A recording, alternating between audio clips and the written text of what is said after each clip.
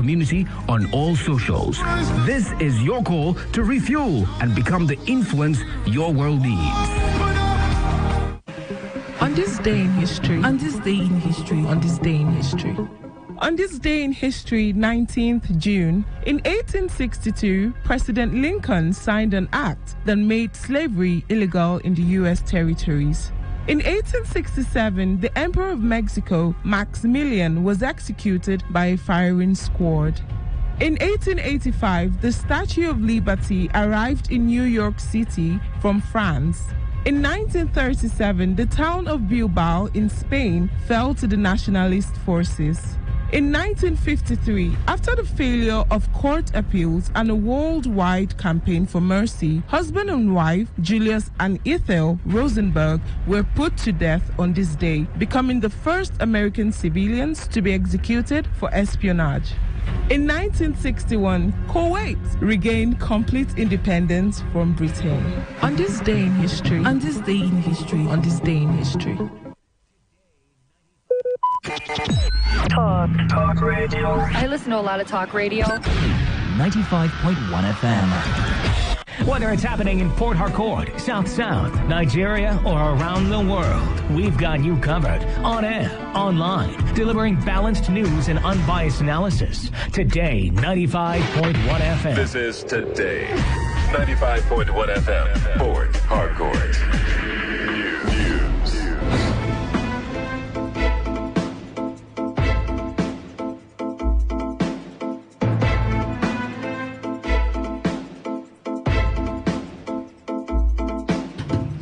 Good evening. Thanks for joining us. This is the World News on your premium talk radio Today, 95.1 FM Port Harcourt.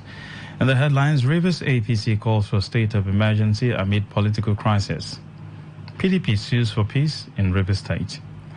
Police Service Commission Union calls for sack of IGP. On the foreign scene, U.S. accuses Chinese underground banking network of helping Mexico's drugs cartel with money laundering. I am Lucky Maxwell. Rivers State Governor Siminalayi Fubara has sworn in the new caretaker chairman of the 23 local government areas of the state. The swearing-in was conducted at the Executive Council Chambers of Government House in Port Harcourt today. This follows their screening and confirmation by the State Assembly. Governor Fubara had sent the names for screening and confirmation yesterday following the 10-year expiration of the local government chairman on June 17, 2024. Addressing the CDC chairman, Governor Fubara advised them to see this as an opportunity to serve the people.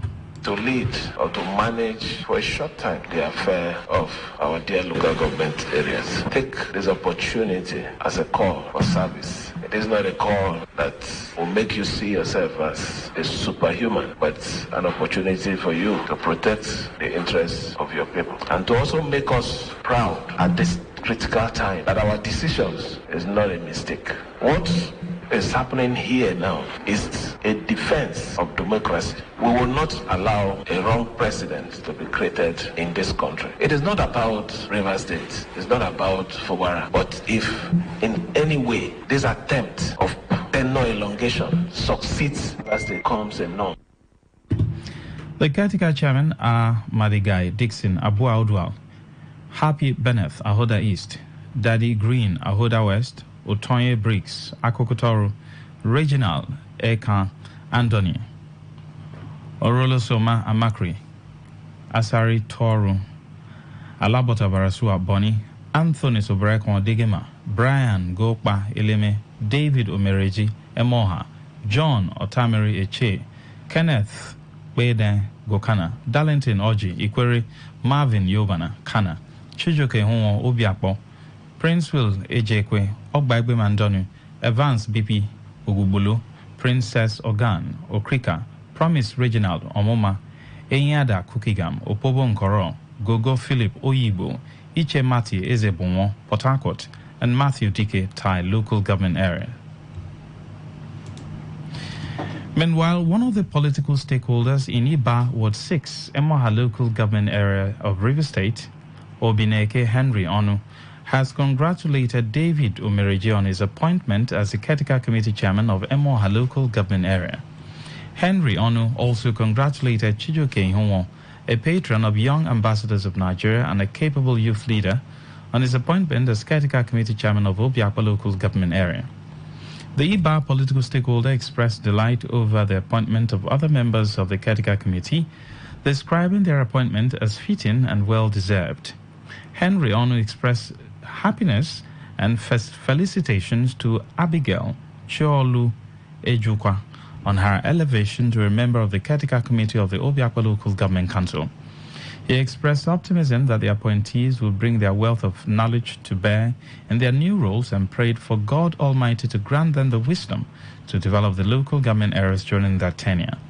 Henry Onu used the medium to thank Governor Siminalayi Fubara for appointing eminent sons and daughters of River State into positions of trust, as he expressed confidence that their appointments would prove their detractors wrong. He also charged the CDC chairman of Emoha Council to prioritize the completion of the abandoned road project in Iba, initiated by the former council chairman, Chidi Lloyd.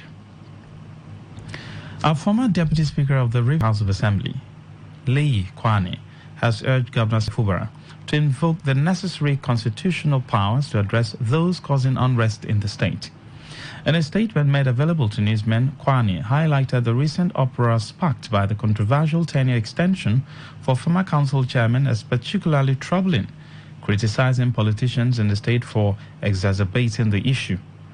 As a former deputy speaker who also served as acting speaker of the River State House of Assembly, he emphasized that the Constitution of the Federal Republic of Nigeria in 1999, as amended, is superior to any law enacted at a lower level of government.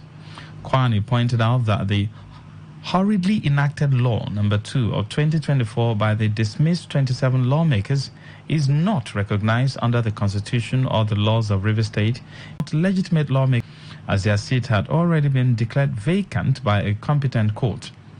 According to Kwani, the 27 former lawmakers created significant problems for themselves and the former local government council chairman by enacting a law designed to cause tension in the state. He called on the former council chairman to respect the Constitution of the Federal Republic of Nigeria and recognized that their tenure expired at midnight on Monday, June 17. A group under the platform of River State Students Unite for SIM in conjunction with Momaji Foundation for Youth Empowerment has decried the negative effect of the purported tenure extension for former council chairman in River State. In a statement, the Director General, Momaji, described the move as not only greedy, but also against the Constitution of the Federal Republic of Nigeria. The statement condemned the abuse of power and the refusal of the former local government chairman in River State to vacate their offices at the expiration of their tenure on Monday, June 17, 2024. The group blamed the situation on the Martins Amehule faction of the State House of Assembly, stating that the actions of the former council chairman amounted to gross indiscipline, violation of the law, and unreasonable behavior. They argued that these actions are detrimental to Nigeria's democracy and called for peace in the state to allow the governor to deliver the dividends of democracy to the people of River State. Meanwhile, the All Progressives Congress in River State has called on the federal government to declare a state of emergency to address the ongoing political crisis in the state. The caretaker committee chairman of APC in the state, Tony Okocha, who addressed newsmen at the party's secretariat in Port Harcourt, stated that the call is necessary to safeguard the nation's economy, warning that without urgent intervention, the current situation could have significant economic repercussions. The APC chairman accused Governor Siminalayi Fubara of exacerbating the political crisis in River State. He claimed that Fubara's disobedience to President Bola Tinubu's advice against creating caretaker committees for local government has contributed to the unrest, stressing that the governor has continued to violate court orders, especially in instances where parties were instructed to exercise restraint. River State is at war. There is war in River State. And who are the dramatic personnel? Who are the actors? The actors are Governor Siminalayi Fubara versus Governor Siminalayi Fubara. Those are the actors of the war. We are in trouble in the state. And because the governor is unteachable, even the council of Mr. President, APC River State that I represent today is demanding for a state of emergency in River State. It is the way out so that you and I will live in peace. And I have said so because it will be too late to cry when the head is off. Okocha will distance the APC in River State from comment made by the immediate past Minister of Transportation, Rotimi Amechi, who stated that 86% of Nigerians do not support President Tinubu's administration, stating that Amechi's remarks reflect his personal views and not those of the APC. We are here to ask him, what is the statistical data? How did he generate that data? One will wonder why someone who almost franchised the sovereignty of Nigeria to come out after 7 years, and that government today, as far as Nigerians are concerned, was ignoble. They have led us to the dungeon, the portable speed that Nigerians are in there. Yet the person had the effrontery to say to his people that 84% of Nigerians do not like Tinubu's administration. It's a first pass as far as we are concerned. And we use this opportunity as a party in the state to say to Nigerians and to let the president know that he spoke for himself, not for APC. In the meantime, the People's Democratic Party has called on the people of River State to remain calm, law-abiding, and continue to work together for the continued stability, peace, and delivery of dividends of democracy in the state. The party's call is in connection with the crisis in River State over the 10-year expiration of the State Local Government Council chairman. In a statement signed by its National Publicity Secretary, Debo Ologunagba, the PDP cautioned the immediate past River State Local Government chairman, whose tenure has expired, against any conduct that is capable of disrupting the peace in the state. The PDP noted that the 3-year tenure in office of the chairman has expired by the effluxion of time under the relevant state law establishing the River State Local Government Council Administration. You're listening to the World News on Today 95.1 FM Port Harcourt. We'll be right back after the short break. Every day, every hour, when the big stories break, depend on our 24-hour news team to bring you the latest. Today, 95.1 FM.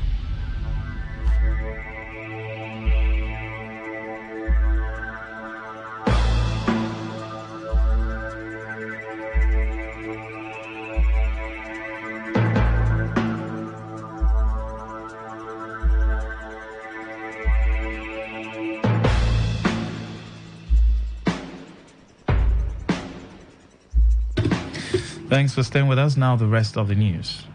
Former president of the Student Union Government of Captain Elechi Amadi Polytechnic, Endwell Awunze, has been shot dead by suspected hoodlums terrorizing communities in Ahoda East local government area. Awunze, known for his whistleblowing against cultism and other violent crimes in Oporowo community. Ahoda East was ambushed and shot dead along Ulakwata Road in Ahoda town last night. A source revealed that Awunze had left a protest opposite Ahoda East Council where they were demonstrating against the 10-year elongation of the local government chairman. He boarded a motorcycle along Ulakwata Road when a 3-man armed gang who had laid an ambush opened fire on him. A source confirmed that Awunze died instantly while the motorbike driver sustained gunshot injuries and was rushed to the hospital for treatment. In the meantime, the Center for Basic Right Protection and Accountability Campaign, a human rights organization led by National Coordinator Prince Wiro, expressed concern about the negative effects that the political crisis may have instigated in River State. I express worry that cultists and other violent elements in the state may begin to take advantage of the chaotic situation to perpetrate all manner of evil, as we hear that some mischievous politicians are recruiting suspected cultists and hoodlums to achieve their aim. I urge the political gladiators in River State to carry out their activities within the confines of the law. I equally urge the police and other relevant security agencies to double their effort in order to arrest and tackle any security challenge that the political crisis in River State may cause. The River State Police Command has yet to officially respond to the incident at a suppressed time. Meanwhile, the Inspector General of Police, Kayode Egbetokun, has condemned the recent outbreak of violence in River State, which led to the tragic death of a police officer, Inspector David Ngbada, and Samuel Mwigwe, a vigilante operative. The killings occurred when supporters of Governor Siminalayi Fubara and the Minister of the Federal Capital Territory, Nyesom Wike, clashed over the tenure of the 23 local government chairmen in Omuma local government area of the state. Reacting to the development, the IGP, in a statement issued by the First Public Relations Officer Olumuyiwa Adejobi, directed the State Commissioner of Police in Rivers, Olatunji Disu, to heighten security measures across the state. The police boss also ordered thorough investigations into the killing of the police officer and the vigilante operative, as well as the general violence which erupted in the state. According to the statement, the IGP specifically deployed operatives of the Force Intelligence Response Team to assist the River State Command in apprehending the killers of the police officer and the vigilante member. The Joint Union Congress of the Police Service Commission, PSC, has called on President Bola Tinubu to relieve the Inspector General of Police, Kayode Egbetokun, over his alleged meddlesomeness in the recent recruitment of police constables. During a media briefing today in Abuja, the union also alleged that some top officers within the Nigeria Police tried to smuggle names into the recruitment process. The aggrieved members of the union, while singing protest songs, described the reactions of the NPF as diversionary tactics. According to them, NPF intends to prevent the president from noticing the unpreparedness of the police training schools to handle the training of the recruits owing to the sorry state of the facilities. The move comes after the PSC recently released 10,000 names of successful candidates employed from the recent recruitment exercise by the Commission. The list was later rejected by the NPF, who described the recruitment process as fraudulent. On the foreign scene, a 7-month-old baby girl suffered fatal injuries after being attacked by her family's pet dog at their residence in the West Midland city, England. The infant was rushed to the hospital with severe head injuries following the incident. Despite urgent medical attention, the baby sadly succumbed to her injuries and passed away shortly after arrival at the hospital. The family's pet dog, which is not considered a high-risk breed, was taken into custody by authorities and humanely destroyed as a precautionary measure. Elsewhere, the U.S. has accused the Chinese underground banking network of helping Mexico's powerful Sinaloa drugs cartel with money laundering and other crimes. The Department of Justice has charged 24 people with offenses that also include distributing narcotics. Law enforcement officers have seized about $5 million in proceeds, as well as guns and hundreds of pounds of cocaine, methamphetamine, and ecstasy pills. The DOJ touted the close cooperation with Mexican and Chinese law enforcement, a message that has been echoed on the Chinese side. The U.S. accuses the Sinaloa cartel of helping to fuel a deadly epidemic by flooding the country with fentanyl, a synthetic opioid up to 50 times stronger than heroin. In sports, Tiger Woods has been awarded a lifetime exemption by the PGA Tour to enter all of its designated signature events. Woods has won 82 PGA Tour titles, including 15 majors. But the 48-year-old has struggled with injuries over recent years. The PGA's policy board voted to grant Woods a special exemption to play the 8 lucrative tournaments, which do not include majors. The American is tied with Sam Snead for the most overall victories on the tour, while his 15 wins in majors is second on the all-time list to Jack Nicklaus, 18. To end the news, here's a summary of the major stories. The River State chapter of the APC has called for a state of emergency in the state amid the current political crisis. You heard that the PDP has sued for peace in River State amid political tension over tenure allegation of local government chairman. You heard that the Police Service Commission Union has called for the sack of the IGP. On the foreign scene, we told you that the U.S. has accused Chinese underground banking network of helping Mexico's drugs cartel with money laundering. The news was edited by Ifunanya Obeme Ndukwe. For comment and inquiries, please call 0818-389-2850. Send your emails to news@todayfmlive.com. Read our stories on todayfmlive.com. Good evening. I am Lucky Maxwell. Today's news, today's entertainment, today's sports, today's issues. Today on Today 95.1 FM, Port Harcourt. not realize it, but do you know you can always show your love for others with simple gestures? Here are some of them. Always look for the good in people. There are two sides to every story. We have our good and bad sides. So, look for the good in people. Focus on people's potential. Everyone has potential. So, rather than put them down, help them realize it. Choose to love. If you're given an option between giving love and receiving love, choose giving because that is a more practical choice. Treat everyone as equals. This means letting go of all the prejudice and partiality. See people for who they really are, not their jobs, not their apparels or bank accounts. If everyone does this, then the world will be a better place. Love yourself. You cannot give what you don't have. So, before you try to love other people, love yourself first. Forgive. We all make mistakes.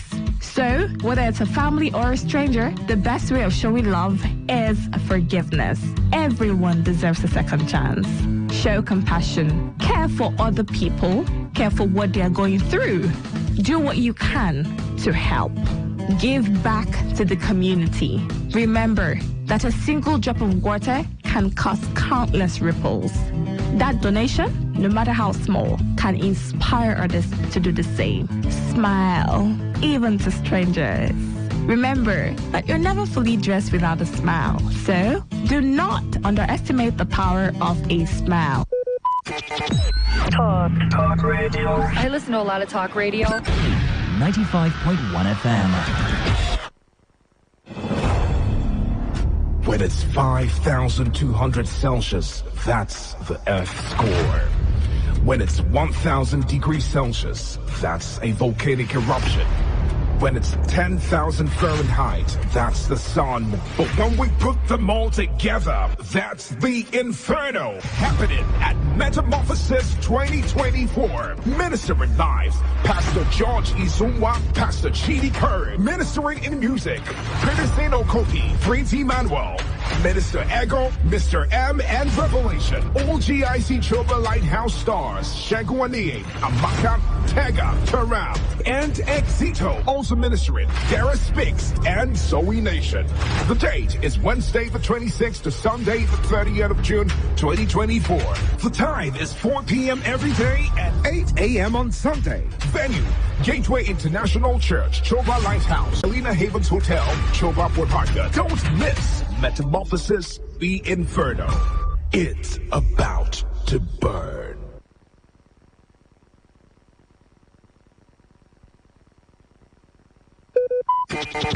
Talk radio. I listen to a lot of talk radio. 95.1 FM. Hey, I hardly know you, can I confess? I feel your heart beating in my chest. If you come with me, tonight is gonna be the one. 'Cause you faith and no fear for the fight. You pull hope from defeat in the night. There's an image of you in my mind. Could be mad, but you might just be right. We are the people we've been waiting for. Out of the ruins of hate and war. Army of love that's never seen before. We are the people we've been waiting for. We are the people of the open hand. The streets of Dublin to Amsterdam. We'll build it better than we did before. We are the people we've been waiting for.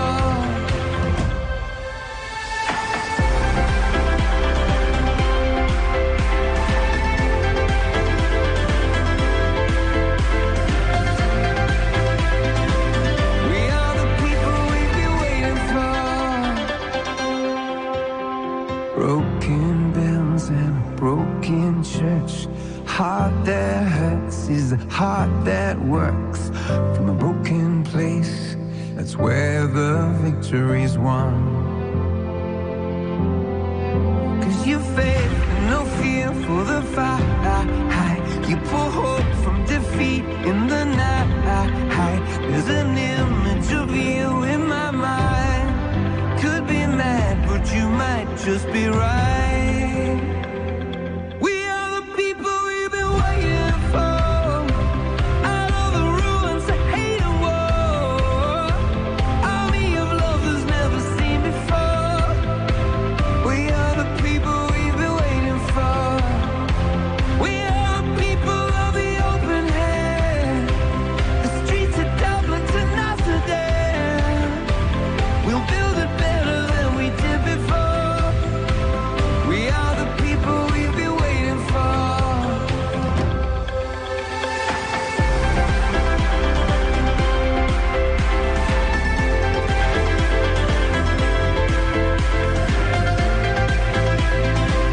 We are the people we've been waiting for.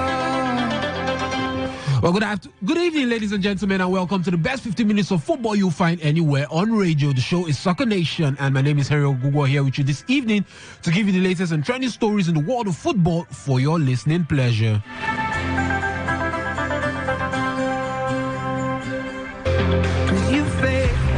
And I will start off with Nigerian football. As the Nigerian Football Federation, the NFF, has drawn up a 3-man short list of foreign coaches who will likely get the nod to replace Finidi George as the head coach of the senior national team of Nigeria. Now, former coach of Cameroon, Antonio Consensao, is also in the 3-man short list and seen as the favorite by many because of his record on the continent while he was in charge of Cameroon 2 years ago. Now, the last on the list is DJ Six, who was previously the coach of the senior national team of Guinea until 2021. Now, Six, who is a former French international, had previously coached the senior teams of Togo and Mauritius, respectively. And also on that list, we have the current national team coach of Cameroon, who is Mark Bright, and he is open, according to reports, he is open to leaving the team owing to his poor relationship with the president of the Football Association, Samuel Eto'o.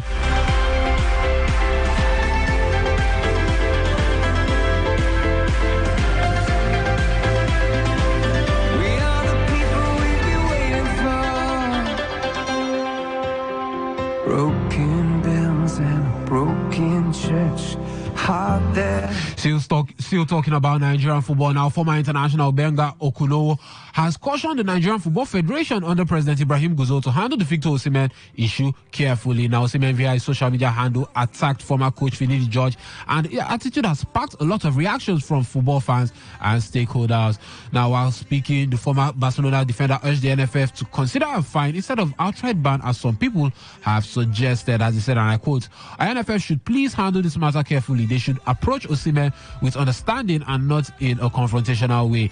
They also respect Finidi George's role in this situation. Finidi is a mentor and he needs to guide Osimhen because the boy is still growing and learning." I heard some people suggesting a ban, but I don't think that's the right approach. The NFF should call Osimhen to order and impose a fine, not a ban. It's essential to give him a reasonable fine and guide him back on track. Banning him would be counterproductive for the team. We are the people we've been waiting for.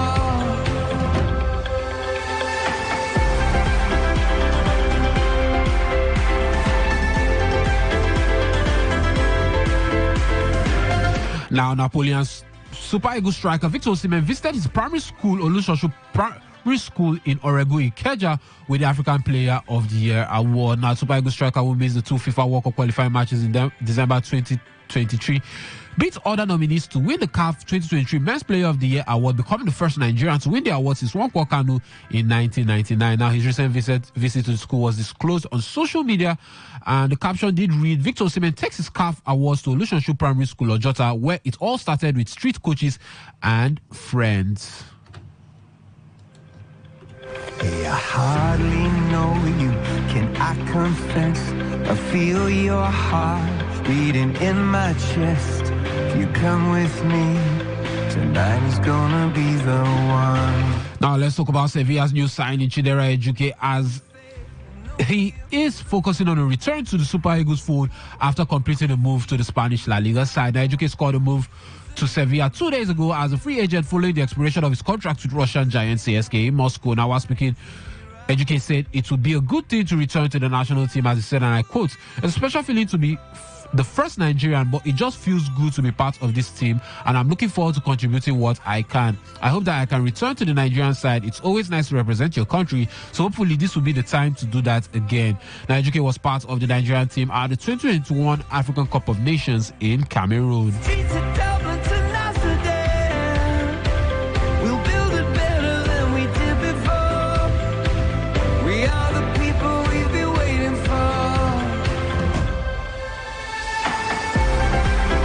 Now let's talk a little bit about English Premier League side Chelsea, as they are monitoring Nigerian eligible striker Samuel Omoriodun in a view of a transfer this summer. Now, Chelsea are in need of reinforcements after a disappointing campaign last season. I saw them finish 6th in the English Premier League. Now, Senegalese striker Nicola Jackson was one of the reasons the Blues dropped points because of his poor form in front of goal. Now, this summer, the Blues have been linked with some strikers, including Victor Osimhen, who has been in good form for Napoli in the last 2 seasons. However, Chelsea doesn't seem to be serious in signing the 25-year-old as with Todd Boehly in charge. They have focused on bringing in young players. Now, Chelsea have also been recently linked with Aston Villa youngster John Duran, and the deal looked like it was almost sealed at some point, but both parties still seem to have a few more details to sort out. Now, in a new development, according to reports, Chelsea are also interested in Samuel Omoriodun and could make a move for him this summer as well. Now, Omoriodun could cost Chelsea up to $40 million, a fee that they will be willing to part with. Moreover, the 20-year-old fits the profile of what Chelsea is looking for at the moment.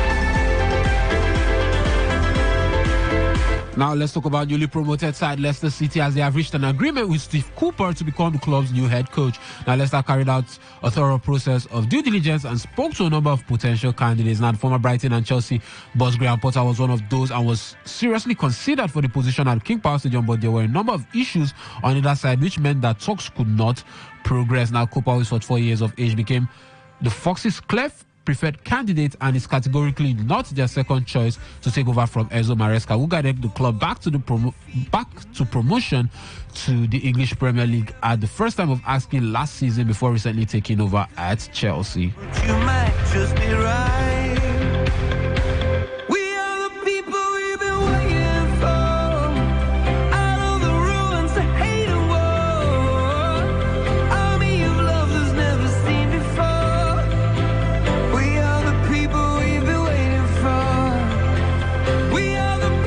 Now, just brief updates from the UEFA Euro 2024. Luke Shaw was the only player not to train for the Three Lions of England on the eve of their clash with Denmark. And let's not forget that yesterday, Portugal did defeat Czech Republic by 2-1, while Turkey did defeat Georgia by 3-1. And earlier today, Croatia did play out a 2-2 draw with Albania, and while currently going on, Germany are defeating Hungary by 2-0.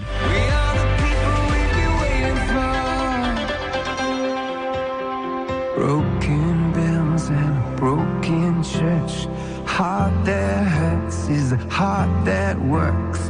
From a broken place, that's where the victory's won. Also, still sticking with Euro 2024, Kylian Mbappe returned to France training on Wednesday after breaking his nose against Austria in their opening game. Now, the 25-year-old was pictured wearing a protective bandage during the session and initially trained alone. It remains unclear whether the French captain will be able to play their second group match against the Netherlands in Leipzig on Friday. We are the people we've been waiting for.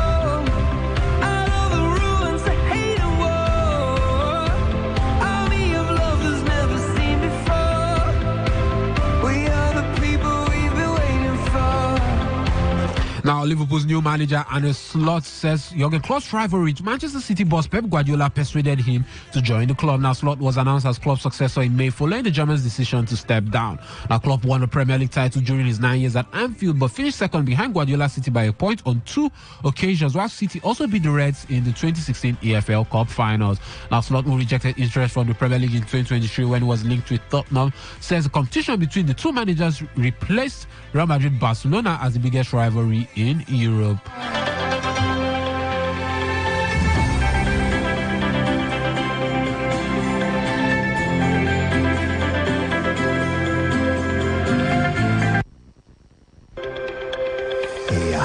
hardly know you. Can I confess? Now let's quickly run through some transfer stories making the rounds in the world of football. Now, Virgil van Dijk could leave Liverpool for Al Nassr. Now, yes, he may be on the move with the Saudi Pro League side. Al Nassr emerging as a potential destination according to reports. Now, the 32-year-old Dutch defender's contract with Liverpool runs out in 2025 and talks over a new deal has stalled, raising questions about his future at Anfield. Might just be right. We are the people we've been waiting. Elsewhere, Premier League giants Manchester United have reportedly offered £25 million to Barcelona as they want to sign them star midfielder Fermin Lopez. Now, the Catalan giants, however, have rejected the bid as they rate the player much higher than what the Red Devils have offered at the moment.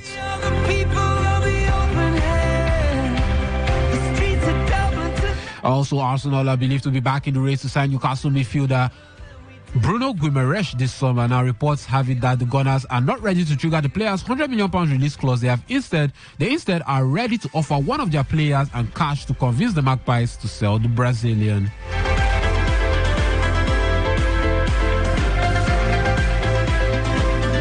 are the people we've been waiting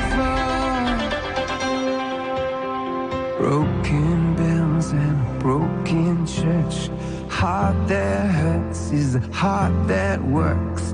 From a broken place, that's where the victory's won. Okay, ladies and gentlemen, that's the size of the package. It's been fun and exciting hanging out with you. Join us same time, same station tomorrow for more trending football stories.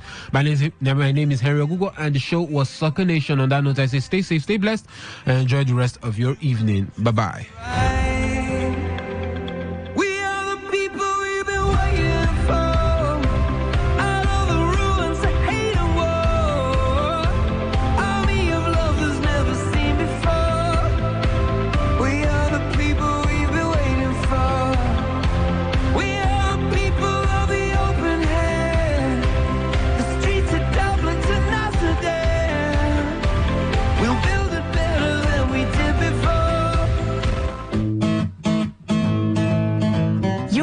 Realize it, but do you know you can always show your love for others with simple gestures? Here are some of them. Always look for the good in people. There are two sides to every story. We have our good and bad sides. So look for the good in people. Focus on people's potential.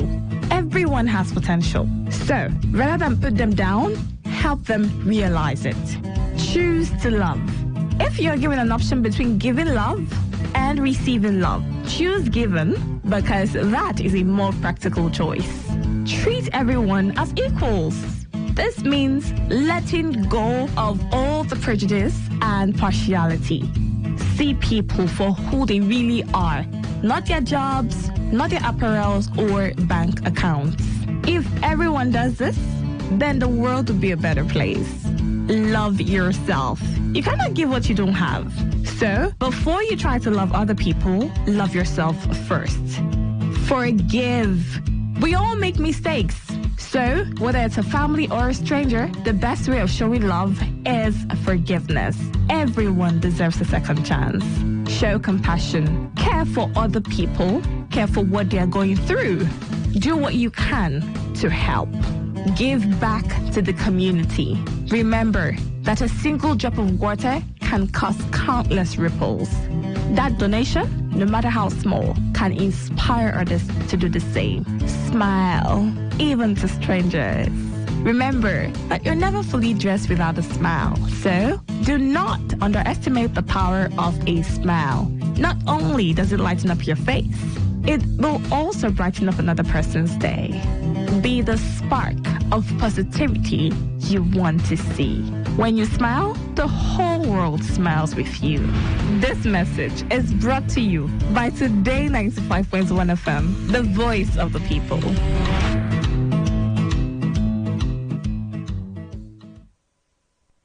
Don't get it mixed up. You are listening to Today 95.1 FM, your premium talk, news, and sports station in Port Harcourt. We are the voice of the people.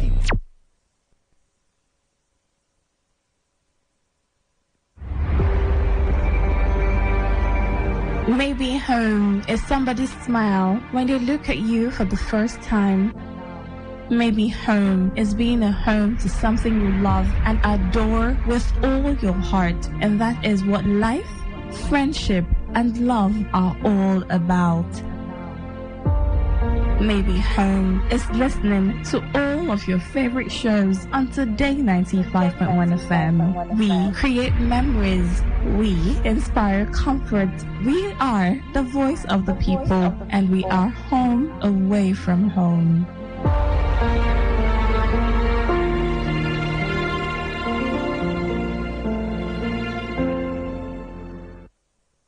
Okay, all right. All you need to know about this one is that 95.1 FM. Such a unique style. Yes, sir.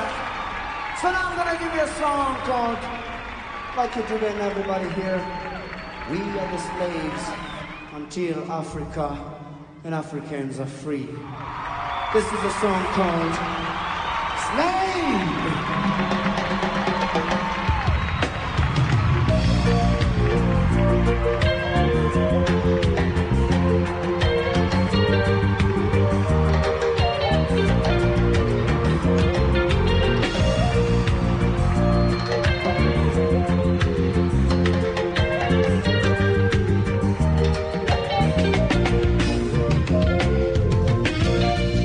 Ministers of religion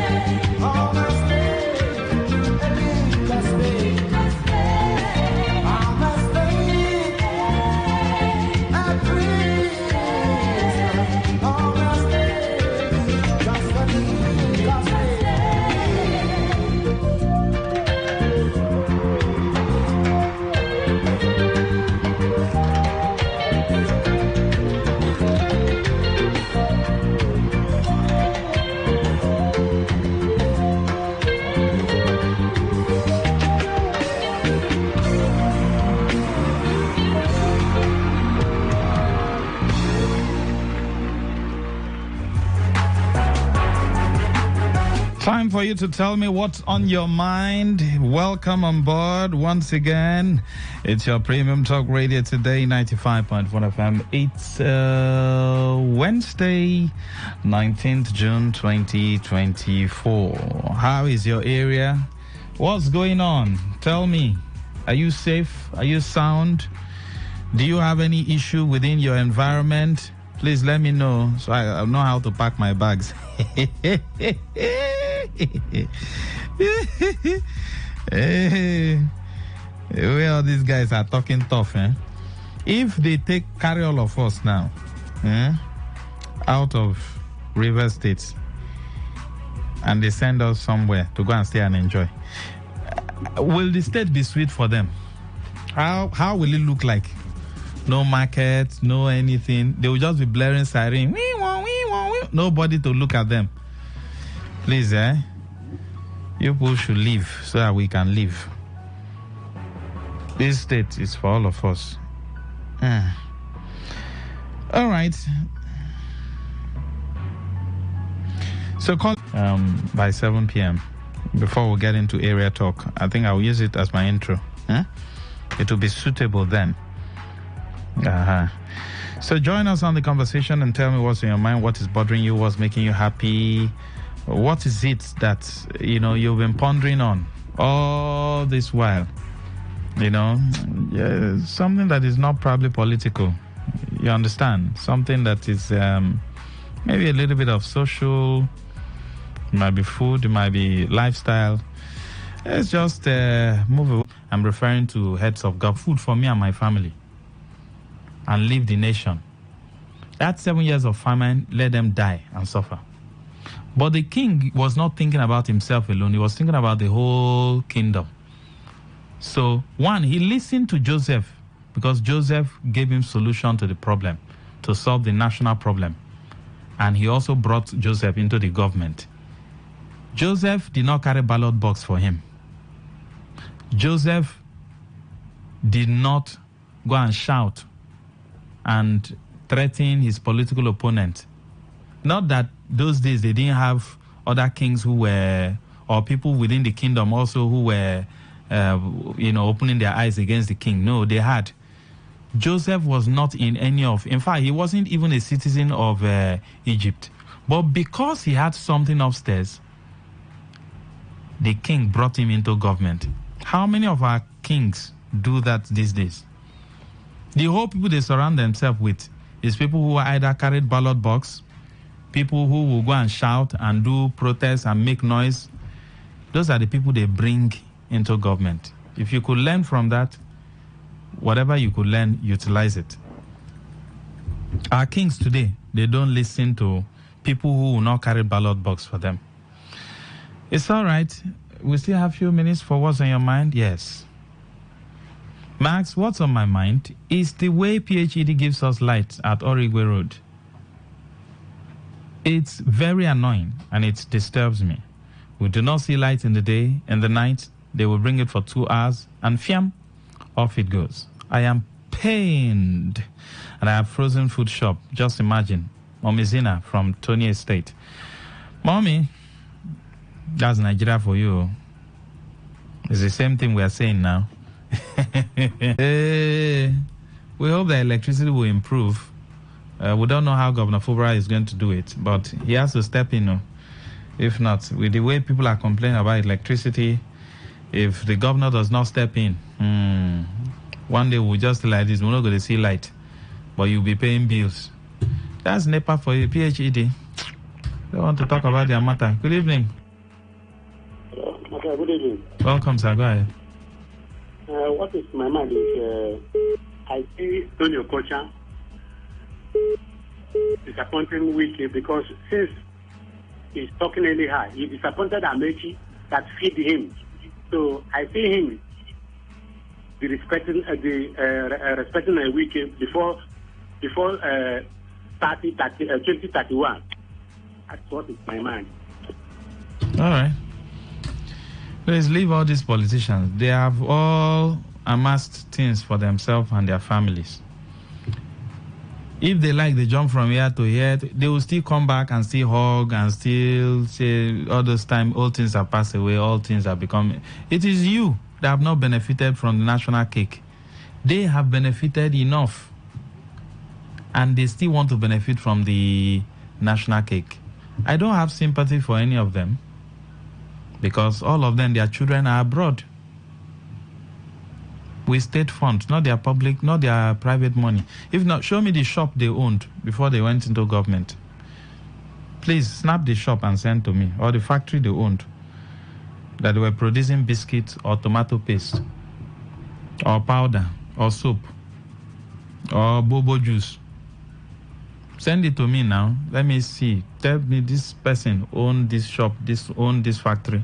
So I'll know that at least his goods have been listed on the stock exchange. So at least he had money before he went into politics. Most of them, checking out, nowhere. But they have all big fat, accounts. Don't kill yourself for them. Oh. Don't kill yourself for them. You understand? Don't kill yourself for them. Just enjoy your life. Leave these people. They have captured the nation. So you demand for what is rightfully yours. Me, I don't have sympathy for any of them. I lie. Let's see if we can take one or two. Okay. HED is. Electricity is now. I'll play an audio, when we're back from this break, before we go into the discussion. For 7 p.m. Okay? I'll play an audio. It will shock you. Maxwell, what's on my mind is that one day, Rivers State and Nigeria will be better. Joe, that's one of the best things I've ever heard today. One day. One day. I will play you that audio and you'll be shocked. Good evening. Good evening, Mr. Maxwell. Yes, go ahead. Your mother is calling. Yes, please. Yes, I want to say that now that the governor has inaugurated the local government interim management committee, which means that there is no reason for any gap at the local level. I want to use this opportunity to call on all the local government to carry disability along in their various areas. Reason being that all may not or must not be done by the governor alone, even though we're still crying for something to be done and expecting that something will be done. But as they have been sworn in, let them, as they swing into action, let them don't just concentrate or let them not overlook persons with disabilities. Thank you, sir. We have to go now. Thank you. Thank you. All right. You can call back, during the 7 p.m. hour.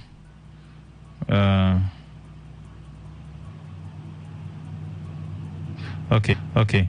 During the eyewitness report, Zamara, you can send in this message. You can just resend it. We'll take a short break. We'll be right back. Stay with us. Talk radio. I listen to a lot of talk radio. 95.1 FM. Today's news in 60. The Nigerian Communications Commission has again issued a stern warning to mobile phone subscribers against purchasing pre-registered SIM cards, highlighting the significant risk they pose to individuals, national security, and their adherence to telecommunications regulations. The founder of African Technology and Innovation Institute, Professor Rose Itwa, has called for the urgent need for Africa to equip its human talent with necessary skills to leverage AI in addressing African challenges, particularly climate action. A lecturer at the University of Lagos, Dr. Roslyn Isimeto, emphasized the transformative potential of generative AI for the continent's businesses, maintaining that the closure of the adoption gap for generative artificial intelligence intelligence could unlock significant benefits for African industries. Economic experts and telecom industry stakeholders have raised concerns that the ongoing decline in the telecoms sector can impede the country's economic growth and development. On the foreign scene, stakeholders at the Africa Soft Power Summit held in Rwanda have stated the role of the digital economy as a catalyst for growth across the continent, noting that digital economy leverages the internet, digital platforms, and other digital technologies to create value, drive innovation, and foster economic growth. Today's news in 60.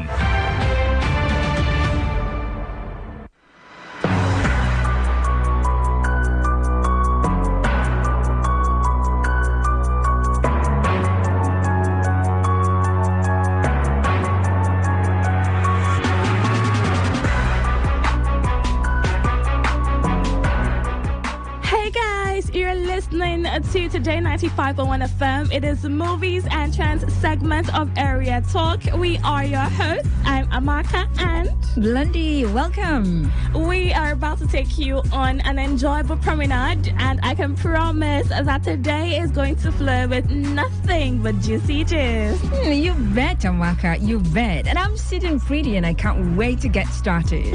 I bet you are. Let's play a little game, yeah? And this game is called What is Amaka currently thinking about? I wonder, what could be on your mind? Could it be Bridgerton? Wow, I have a mind reader in the studio, everyone. And yes, I have not been able to get Bridgerton out of my mind. Okay, could it be our lead talents, Colin and Penelope? Absolutely, those two. Those lovebirds and their evolvement from friendship to a beautiful love story.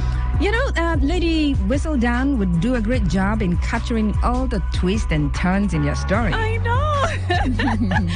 Anyway, if you've watched the first part of the season, prepare for more drama and buckle up for more romance.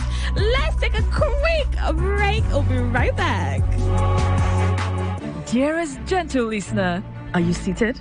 Because the little birdie just told me that Bridgerton Season 3 Part 2 continues. Prepare to be swept back into a world of drama, steamy romance, scandal, and gossip. Follow the love story of the season as it unfolds. Now playing Bridgerton Season 3 Part 2, only on Netflix, with plans starting from 1,600 Naira only. T's and C's apply. Welcome back to the movies and trends segment of Area Talk, guys. So, Amaka, what about those who haven't caught the Bridgerton fever? What happens to them? Trust me, if you've not caught the Bridgerton bug on Netflix, you're missing a lot. All you need to do is make sure your account is active and press play on Bridgerton. And what about those who don't have an account? Simple. Just download and sign up for as low as 1,600 Naira only and catch the Bridgerton fever as well as the rest of Bridgerton Season 3 on Netflix today. Thank you guys for joining in on the show. Until we come your way. Bye for now.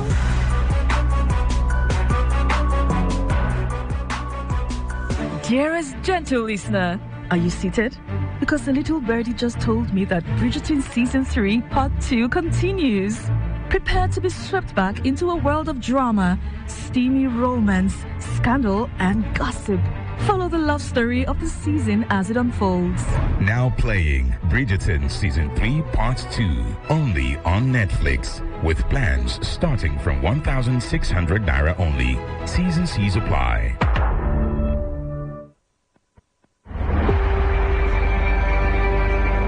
Maybe home is somebody's smile when they look at you for the first time. Maybe home is being a home to something you love and adore with all your heart. And that is what life, friendship, and love are all about. Maybe home is listening to all of your favorite shows on Today 95.1 FM. We create memories. We inspire comfort. We are the voice of the people, and we are home away from home.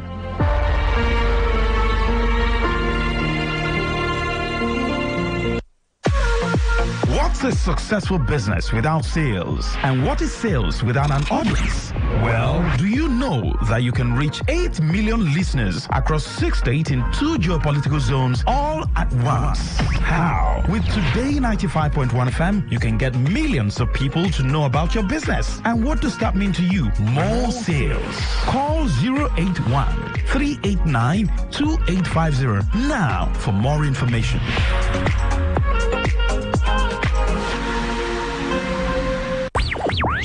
Tune in for a journey beyond the ordinary. Fasten your seatbelts.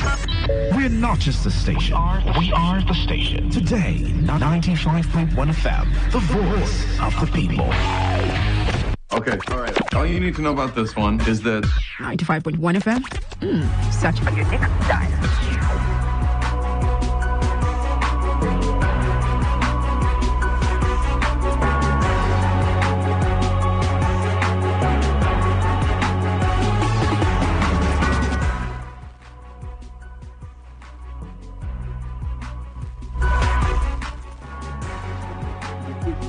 Power outage.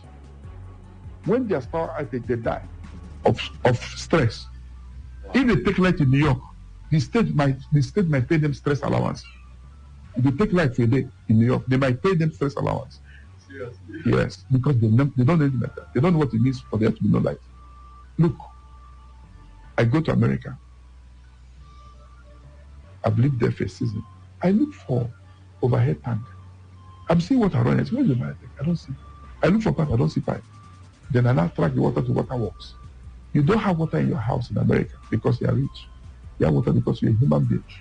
When I first went there in 94, I rented a house for the first time in 96, after 2 years of being a student in California, Orange County. When I rented the house, the phone company called me, and said, when do you move in? Want to activate your phone? They will not rent a house to you except it has power, gas, and all the amenities. If it doesn't have those things, the house is not rentable. Wow. The government will not allow anybody to live there. When you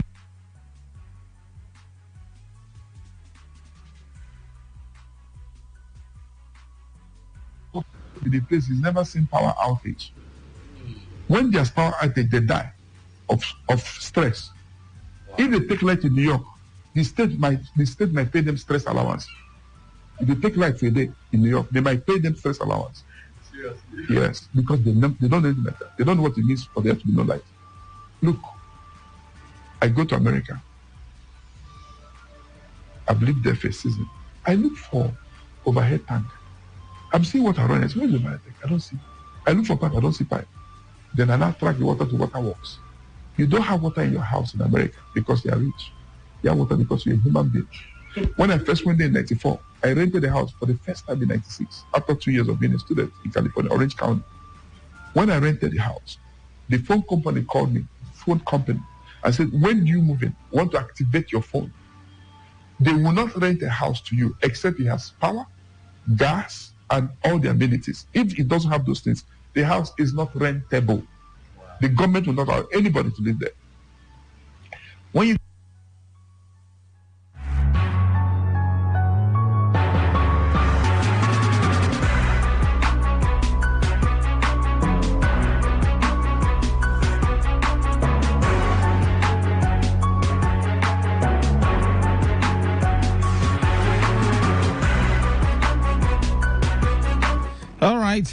I'm sure you learned something from that audio I played.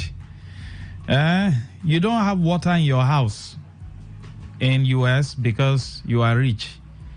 You have water because you're a human being. You have electricity because you're a human being. So you can't compare their poverty rate.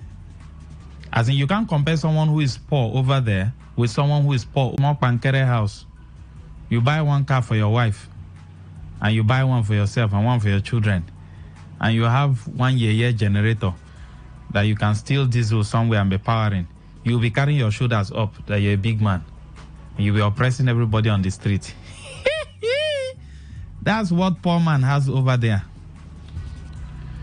So why are you making noise? That's what the poor man, the light, you are raising your shoulder because PHED does not give light now. So because you can steal diesel from government, or maybe you work in one bankere company and then they give you free diesel as manager. You will now be raising your shoulder like this on the street. Over there, that's what the poor man, that's what he uses. So you hear over there, somebody will say they were so poor to the extent that they were sleeping in their car. How can you say you're poor when you have a car? Here, you'll be driving and you'll be pouring water because it's a bad road now. So you'll be splashing water on people because it's just your house that usually have like to come and charge phone in your security man's house, and you'll be feeling like Bose.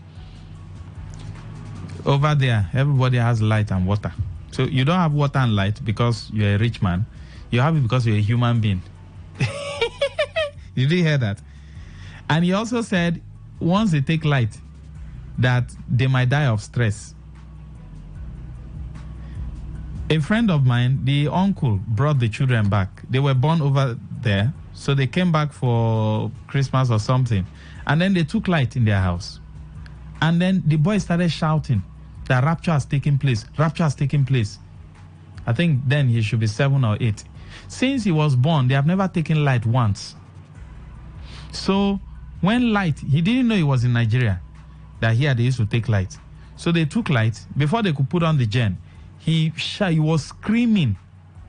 They had to hold him and then, calm him down. But here now, some people are 40, 50 now. They've not seen a NEPA pole in their village. So you enjoy these things over there because you're a human being. It's not because you are. It's not here where they construct road because there's one PDP man in your street or APC man.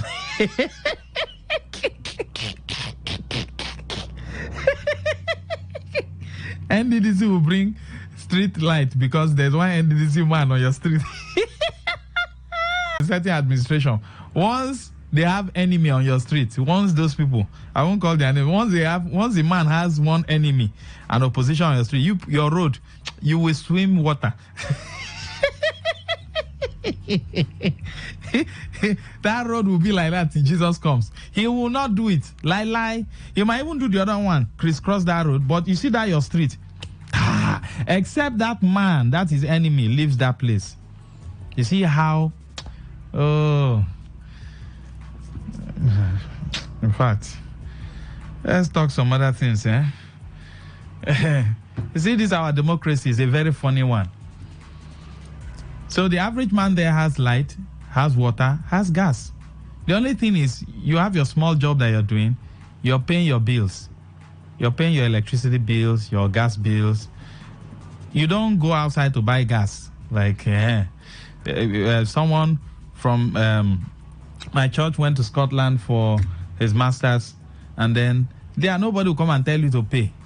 Once you're not refilling, the thing will just cut off. You on your gas, nothing will come up until you carry your credit card and then slot in and then put in some unit. Nobody fights nobody there. Day your day, we day our day. The gas company or the electricity company they don't interface with you. If you have any problem, you call them. The man also said something when he rented the house, that the phone company called him. When did he? And I take one blue, and then I take it in. I taste the soup. I eat the meat. It is soft. It is well marinated, just like the grammar you spoke. I will now say, yes, indeed, you're a good cook.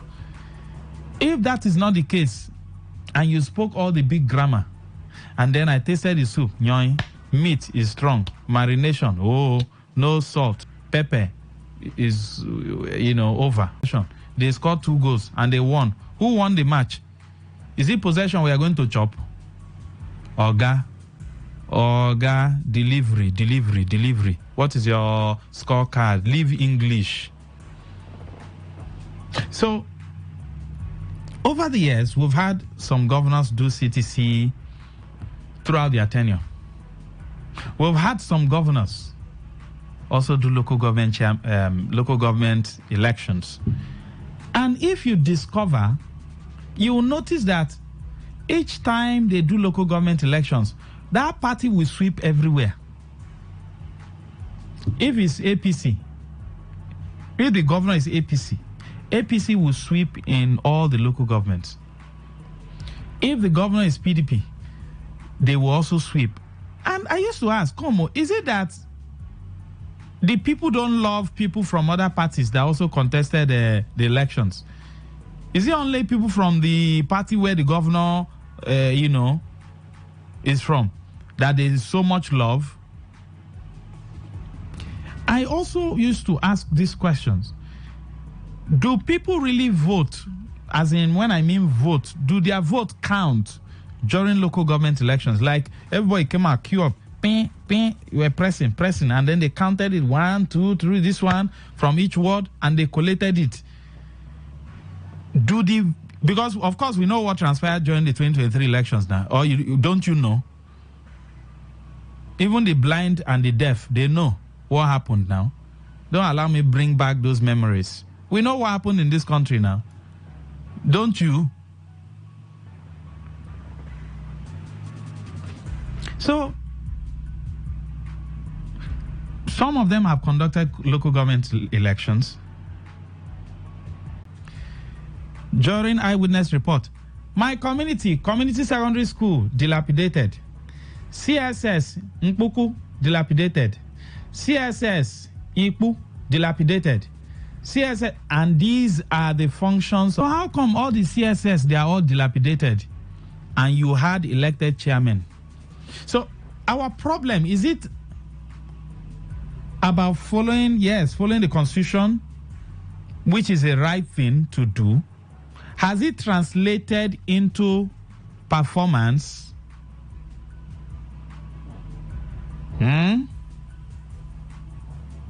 Okay. You go for a job interview, and there's someone who speaks all the English in this world. He knows how to arrange his tenses.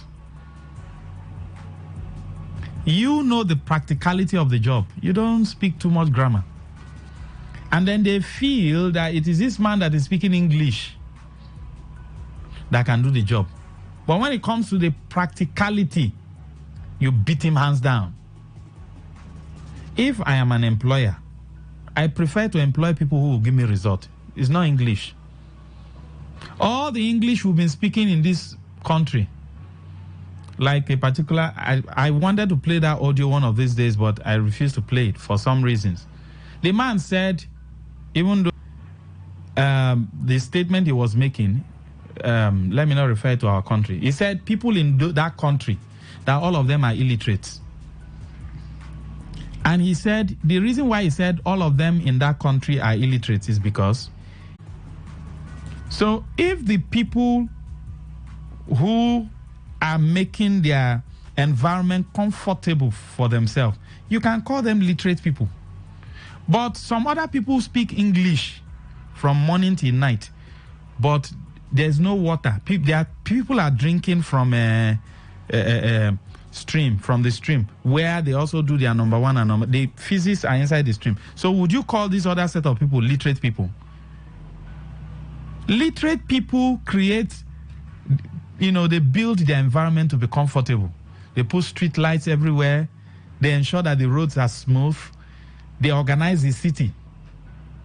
They ensure that security, they pay their workers well. That's literate people. True or false?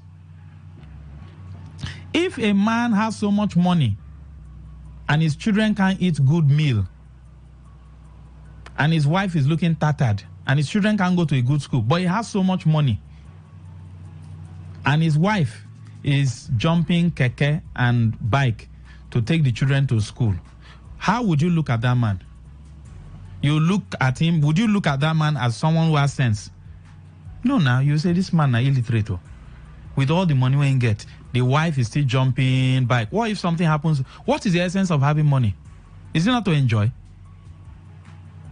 So if you have money, why would your children be jumping bike? I'm just using this as illustration, because we're looking at the CTC and the local government administration that is close of life for the people.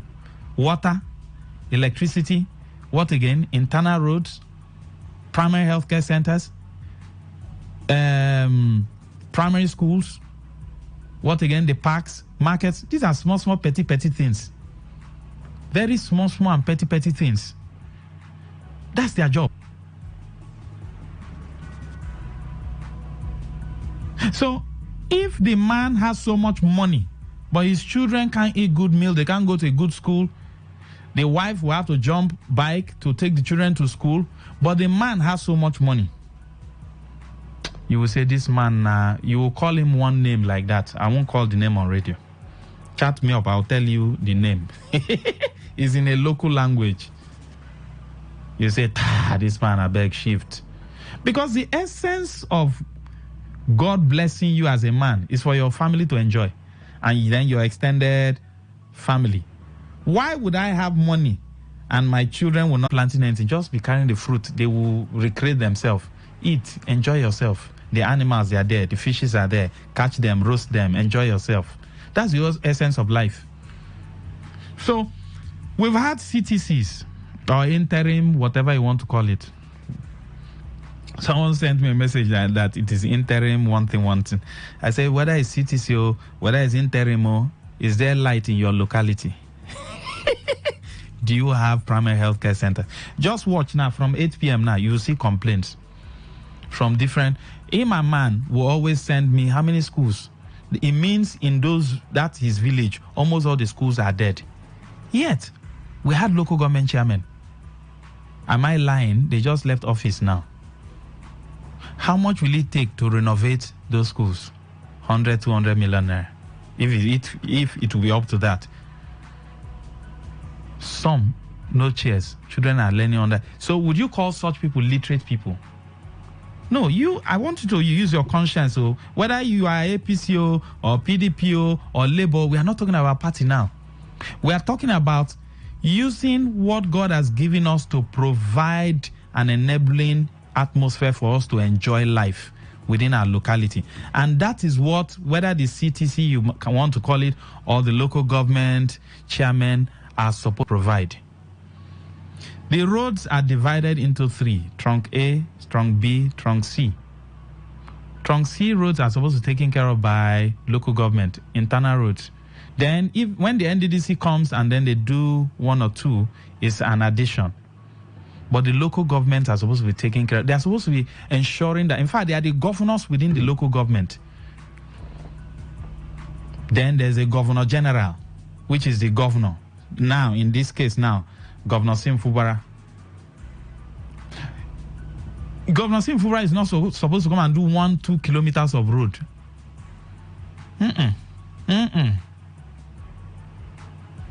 How do you use a dog barrel to go and shoot a cockroach? It's not possible now. State government have big money. They are supposed to engage in bigger projects.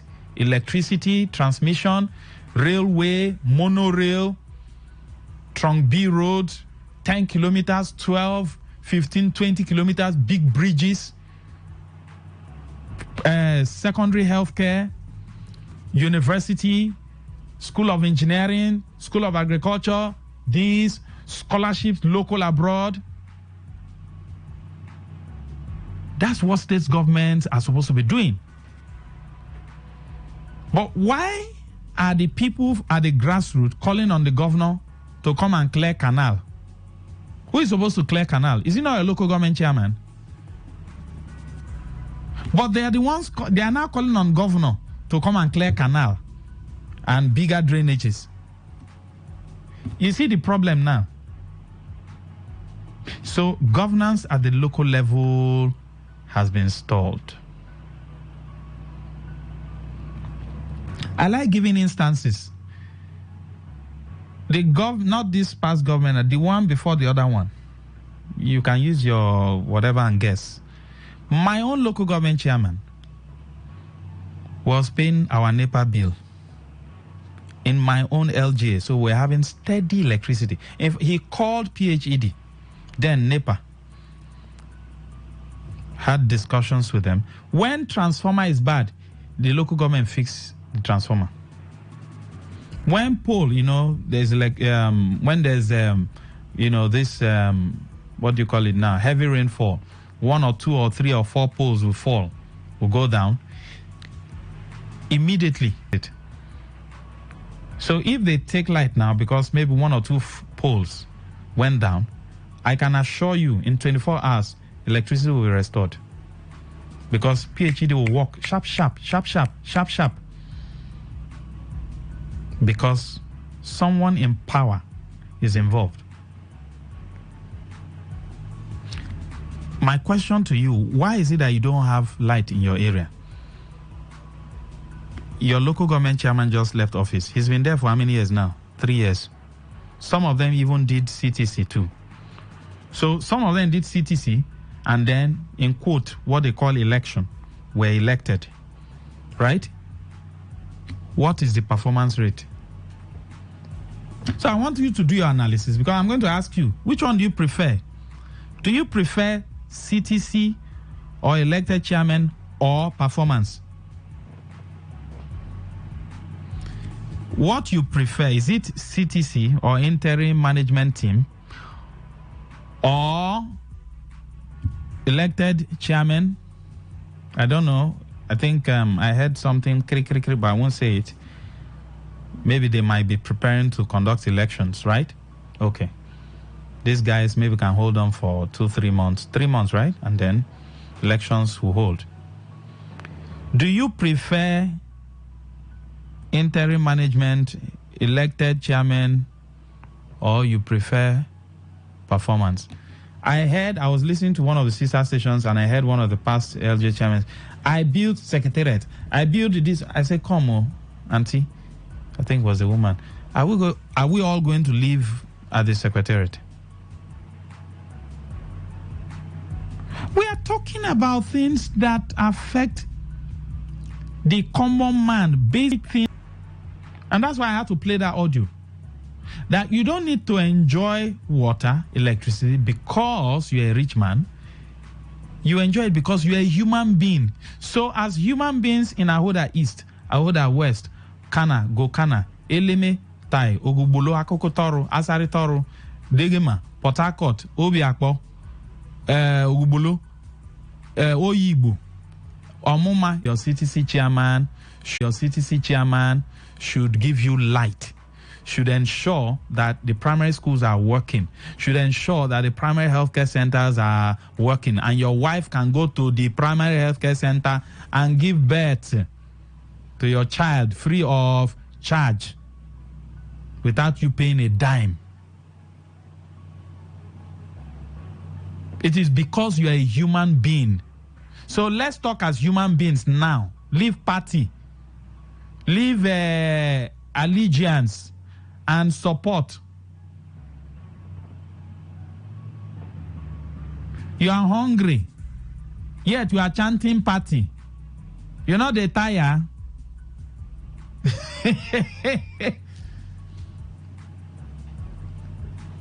So, do you prefer CTC chairman? Or do you prefer elected local government chairman, which is in line with the constitution? Because even the constitution that we have good provisions, true?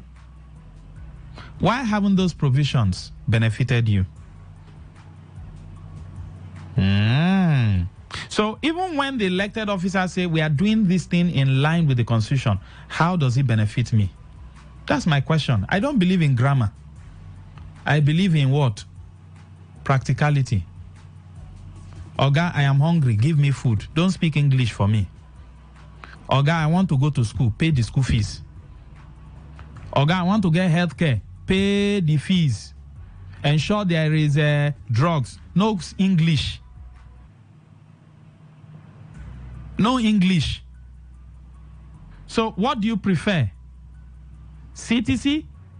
Local government chairman? Or you want to enjoy a good life because you're a human being and not because you are simplified, weakerized, NDDized? Which one again? Because we have how many stakeholders now? We have NDDC, Tony Okocha, we have the weaker people, we have the simplified people. Not because you are simplified or weakerized or NDDized, but because you are a human being. Nobody was born coming out from the mother's womb with PDP flag. Please snap the baby and send to me. Or APC flag. I have not, or Labour Party flag. There's no baby. All the while I've visited hospitals, their children were born. And then as the child is coming out, the child is singing, day your day, make we day our day. No, there's no child like that comes out singing such a song. Or say, I see they pain us, I see they pain them, they sweet us. Is there any child who sings that coming out from the mother's womb? Everybody came out. You come out, you cry. You cry. If a baby comes out from the mother's womb and doesn't even cry, the doctors will do something. The baby must cry.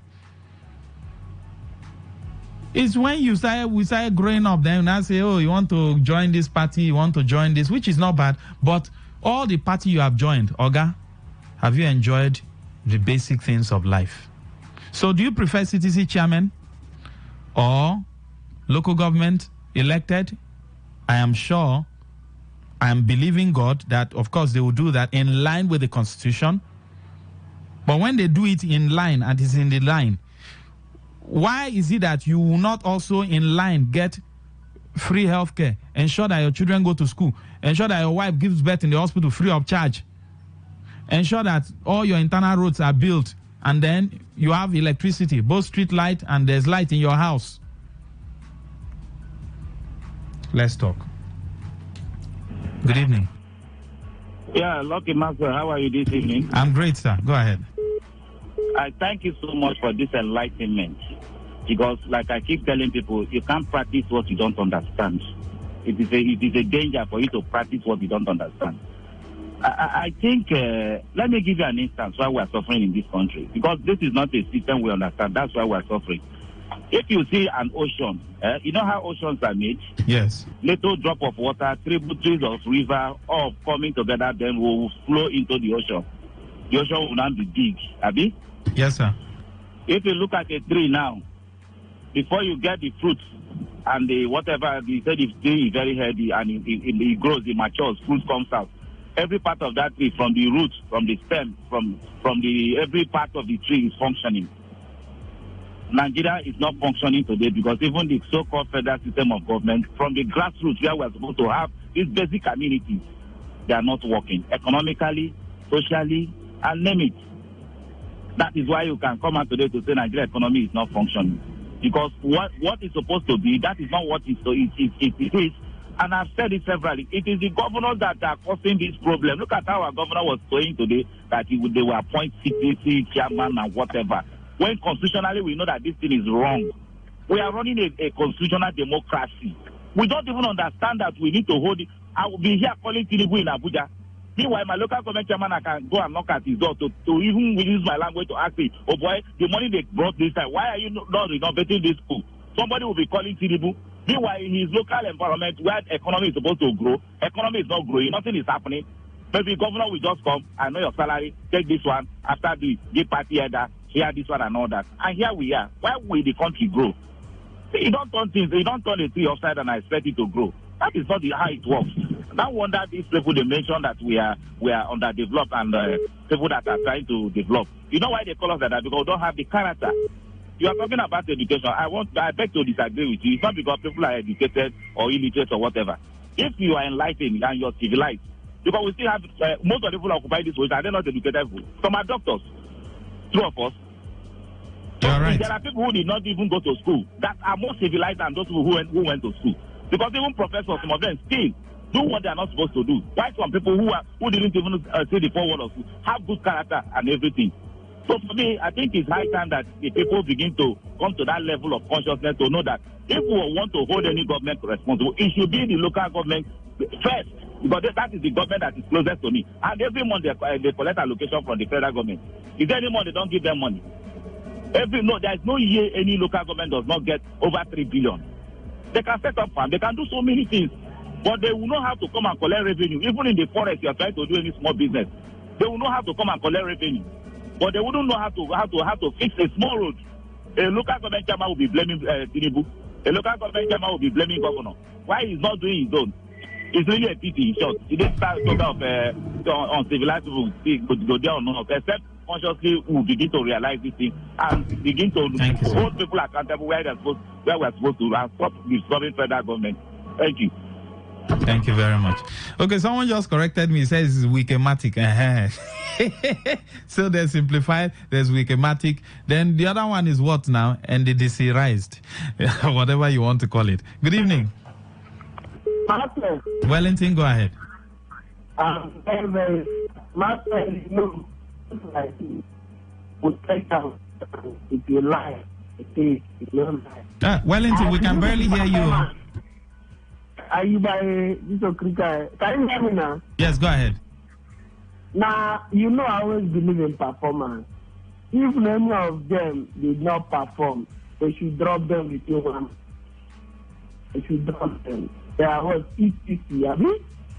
They should drop them. This is a government with a speed of light. They should drop them. I told you, there's another thing to lead, there's another thing in the mind, the God. For your people. You can go to school, but you're not enlightened. You don't know what to do, when to do, and how to do, and that is what it is. We need work, performance. Thank you, and God bless you. Thank you very much for your time. All right. This one says, Maxwell, that audio you played is the reality over there and how system that works supposed to be. In Lagos, we have a place like VGC, Kuramo, and some part of Ajah. The houses over there are well equipped. Some areas are powered with solar system. You cannot hear the noise of a generator. Who are the people living in that area? The politicians and money bags. Maxwell, politics has blindfolded our sense of reasoning and reality. See how we are hailing our governor with all kinds of names. God sent, Solomon of our time, Daniel has come, all because he's doing what he signed for with our money, and that is why they turn themselves to small gods and we cannot ask them questions. Maxwell, can we call it illiteracy, ignorance, or poverty of the brain? Very unfortunate. Joe, thank you. Yes, good evening. Hello, Mr. Maxwell. Yes, Reginald, go ahead. Yeah, thank you very much. Mr. Maxwell, the question you are asking about whether CPC or local government chairman, for me, do we practice democracy? You really what it takes to describe democracy. So if we don't practice democracy, how do you think our local government system will work? So whether it is CPC or whether it's elected chairman, they are not working. The reason they are not working is that any governor that is in power decided to use them and make them their boy. People who will be carrying back to them, people they will be sending errands to go and do this or do that for me. Otherwise, that is the reason why you keep on putting pressure on the governor. And if this governor now that people are praising, people are describing the governor as a God now, as Jesus Christ or thereabout. If you want to make a big friend, let him allow local government administration to work. If you decide to operate with a CTC and you give them everything they want, you give them their money, whatever thing that is supposed to give them their money, and you let the people know that this is their money. I'm not tampering their money.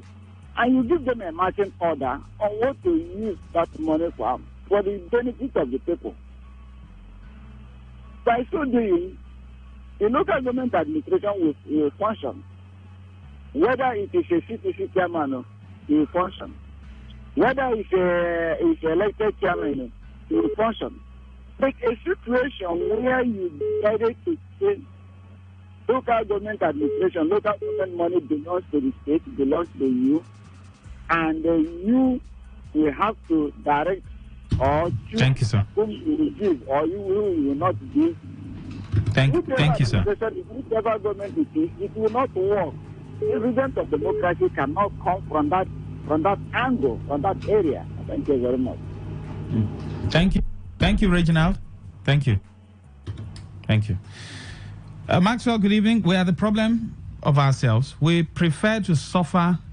We prepare to, for suffering and smiling. We praise politicians even when they are doing nothing. My name is Obingile from Emoha. Make I remain blessed. You too.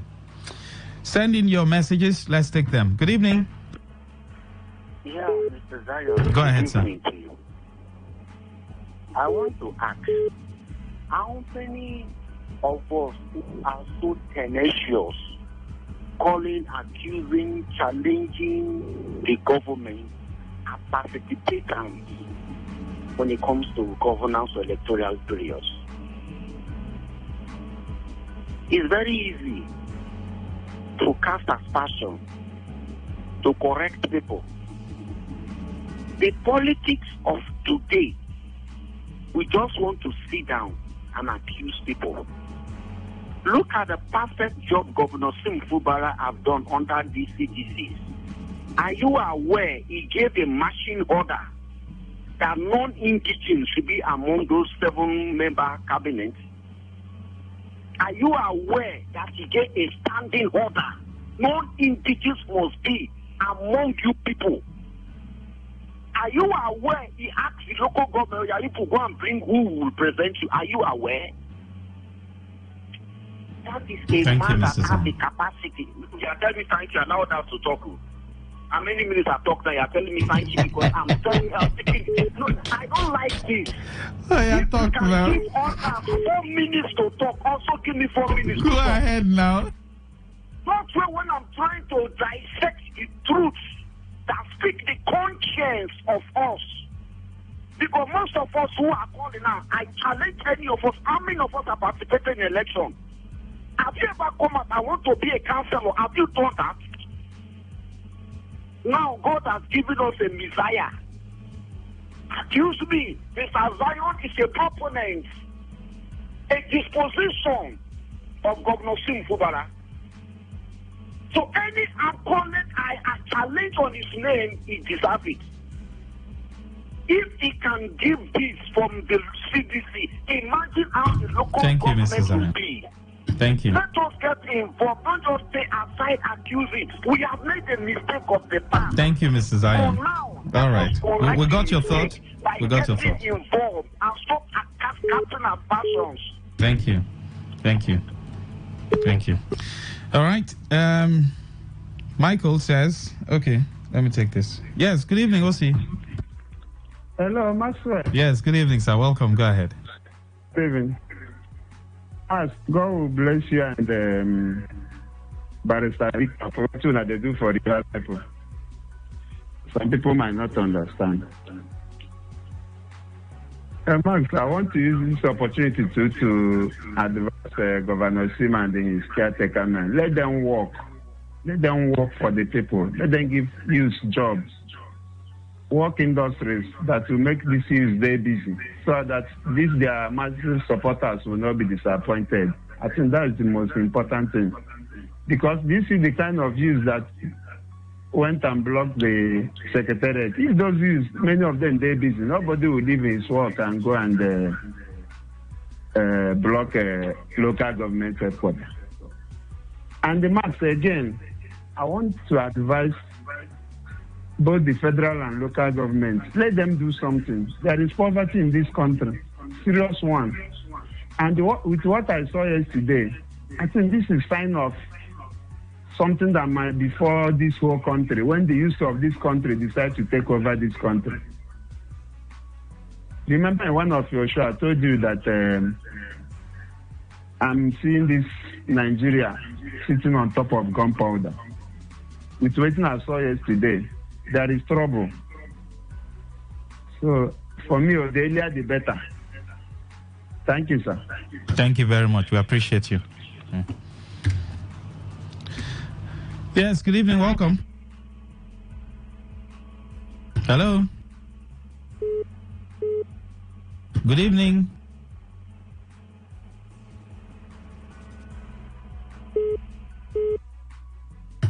So sorry. Please call back if you can. Let's take some messages. If we can have additional 2 persons that think like you plus me, the citizens or the common man will understand what giving mandates to politicians mean. We didn't elect them to lord us or to be rich for us to worship them. You have spoken well, my dear brother. Transformer will spoil and community indigents will be the ones to task every house to replace transformer. 10,000 each and above instead of NEPA to fix their property free of charge. It says nonsense going on in this country. Michael, Taminosaku Jumbo says, Maxwell, what is sauce for the goose is also sauce for the gander. We can use CTC for almost 2 years. What makes it different now? I strongly believe the governor will not tamper with the LJ finances like the immediate past governor did. So they will definitely do well. This CTC chairman will perform well, just like the governor is doing extremely well. Taminosaku Jumbo. That's why I'm saying, Taminosaku, what do you prefer?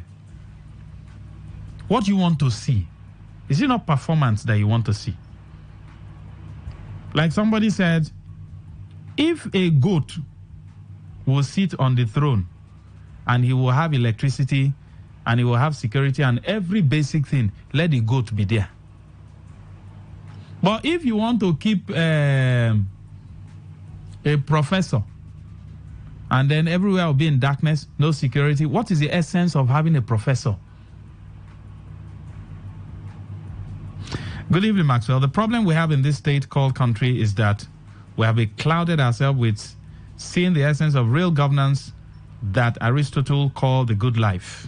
Mr. Maxwell, for me, our governor has done nothing yet, but I believe he will look beyond this political upheaval that they are using to becloud it and face real governance. Maxwell, we don't have teachers in our primary and secondary schools. Our brothers and sisters have nobody teaching them in schools. And I keep asking Sim, is it because your children don't attend these schools?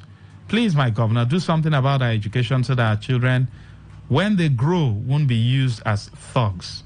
The worst thing that will happen in this state is that you rule me and later in the future your son abroad comes back to rule my son because of what the government denied him. Look into our schools, give the UB board a marching order. I beg, our children go to school and they don't have teachers. Innocent OBCK from IPA. All right. So you want to see performance. That's what you want to see. Greetings, Max. Now from the political party we they used to chop. If you no shout, nothing for you. Nigerian politicians have turned her citizens to be shouting for them because they receive something from them. Whether I'm elective position or caretaker committee chairman, who want work, go work. The system we are practicing in Nigeria is come and work and chop. No accountability, come and work and chop. Nobody cares. Thank God, ability at Webu. If it was even come and work before chop, it would have been better. This one is come and chop and chop and chop. They don't work. That's the issue. So remove the work there because they don't work. Tell me, what can you see in your own council? Secretariat, they painted it. You don't finish now. Waiting again. Good evening. Yes. Good evening, Mr. Maxwell. Yes, go ahead. Yeah, thank you for taking the call. My name is Chigozie. Mr. Maxwell, I have been sounding it repeatedly that the local government have been inaugurated. So there is a high expectation on them now to take governance to grassroots, not for their selfish interest. And I know that before His Excellency could have made this choice, I want to sincerely believe that, one, recommendations took place, and most recommendations would have been persons of high caliber and high reputations. However, it is very obvious. In fact, the one I know from Onega, the man appointed from Onega is a pastor. So I sincerely believe that as a pastor, he will take us to the promised land. In view of this, let me plead with the local government chairman now to please consider persons with disabilities in the appointment into the affairs of the local government.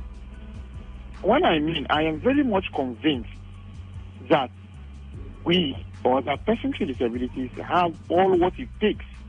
That someone has a crack in the leg or in the hand or in the eye, does not take away the mental ability of the person to proffer solution to any situation, whether emergency or however you may call it.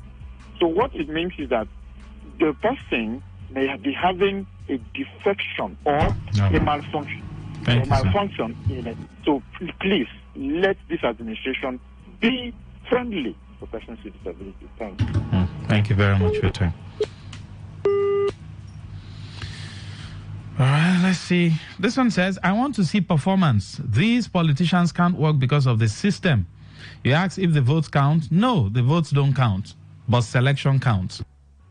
How then will you hold a selected chairman accountable for non-performance? Unfortunately, I want performance, but weakenization and fubarization selection won't allow them to work. Michael Newmalt. Now, Michael, this is the issue. I was having a conversation with someone, and I said, the person was asking me, I put a post on Facebook, and the person was asking me, if at the end of the day, looking at the selection, okay, appointment, CTC, even the elections they say they are doing, in quote, is this election by the governors, that how will he hold them accountable? What yardstick will he use? I said, you don't say because someone was appointed or someone was given an appointment because they wanted to settle him politically, then you just keep quiet. No. I said the yardstick you use is that he is presiding over public fund. If the man appointed him to settle him, the man should settle him with his own money. I don't know. So at the end of the day, it is the citizens that is the problem. Because the citizens will say, leave them now, they appoint them now, no need to talk anything. When they finish, make them go. The fact that they are presiding over public fund, that is the reason why you should hold them accountable. Whether your vote counted or your vote did not count, that person should at least do something that you can feel. But if you let the person go, the person will go and nothing will happen. Heaven will not fall, like they always say. Good evening. Good evening, Dr. Maswell. Go ahead, sir. The Chief Doctor from Chicago. Yes, please. Yes, concerning this CTC chairman that appointed by His Excellency Governor of Rivers State, I must sincerely tell him thank you, Governor, because the men appointed square hole. So they will perform very well, particularly Marvin Governor of Kana local government area. I will hold you accountable if he doesn't perform. You are telling us now that you perform very well. If he doesn't perform, it's you I will hold. Somebody of integrity will perform. It's you I will hold. Brian Gopa of Eleme local government is a man of integrity. These are people I know personally. Chijoke of Obiapo. All right. Thank you very much. We have to go now. Hello? Yes, thank you. We have to go now. Andy says, Max, call it caretaker or elected chairman. What matters is for them to deliver on their mandate. Max, have you witnessed where a madman is controlling traffic? They do it very well, and motorists obey the madman, not minding that he is mad. Max, what matters is performance. Andy, thank you. And that's what you can take on this segment. Now, let me prove to you now that the CTCs and the elected chairmen over time have not performed. Let me prove to you. You know how I will prove to you? The next couple of calls and messages we'll get, you will see. Eyewitness report. 0817-0000-951. Send your messages now. Just make do with 0810-9510951. That's the line that is going. The other one, Network Ozilla. Send your messages, your eyewitness report. I will prove to all of you now that the elected chairman and the CTCs over the years have not done well. I'll prove to you now. By this next the couple of messages we're going to be getting, send that message now to 0701-9339-962. WhatsApp, regular messages. WhatsApp is a little bit faster. Highlight those things, your eyewitness. Just highlight them. Highlight them. 1, 2. Ensure you give the landmark. If it's a school, please tell us the name of the school, where it is located, what is wrong, and what needs to be done. All right? Now, they said the CTCs have 3 months, right? Aha. Bring out those schools. Start thinking now. Write them down and say, I will read all of them. I'll read all of them. If in 3 months, renovation, how long does it take now? Renovation takes, in a month, you can renovate a lot of schools. All you need to do is just put workers on site, right? Whose job is that? Local government, right? So send those messages to 0701 9339 962. I'll be right back after the short break. Stay with us.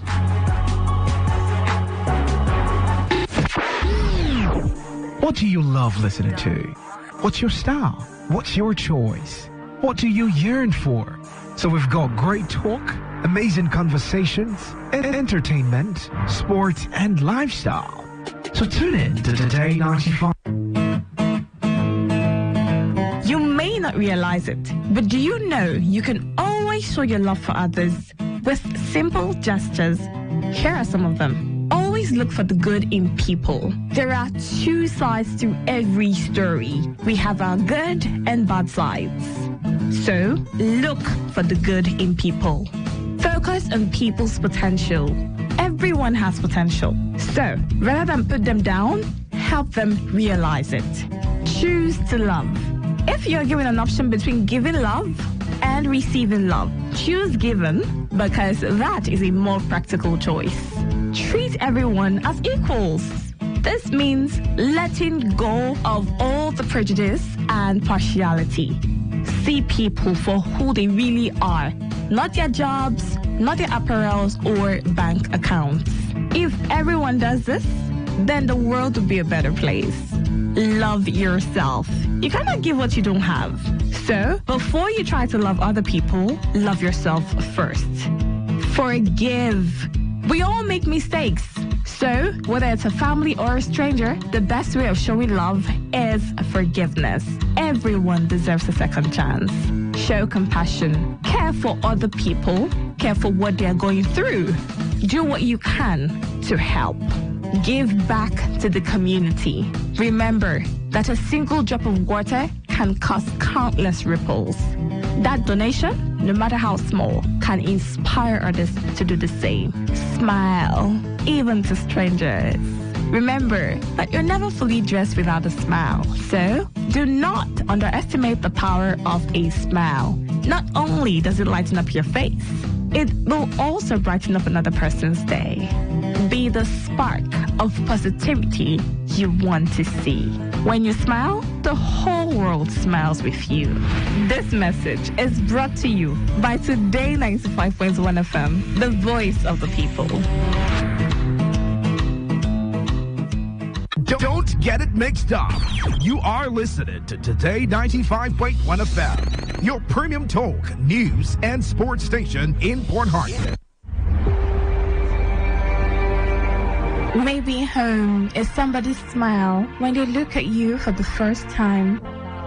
Maybe home is being a home to something you love and adore with all your heart. And that is what life, friendship, and love are all about.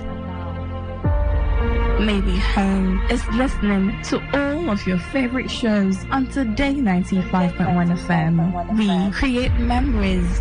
We inspire comfort. We are the voice of the people, and we are home away from home. Culture, not be just for music or tradition. Now the thing where they ginger us, they bring us together to sit down, knack tori, and share drink.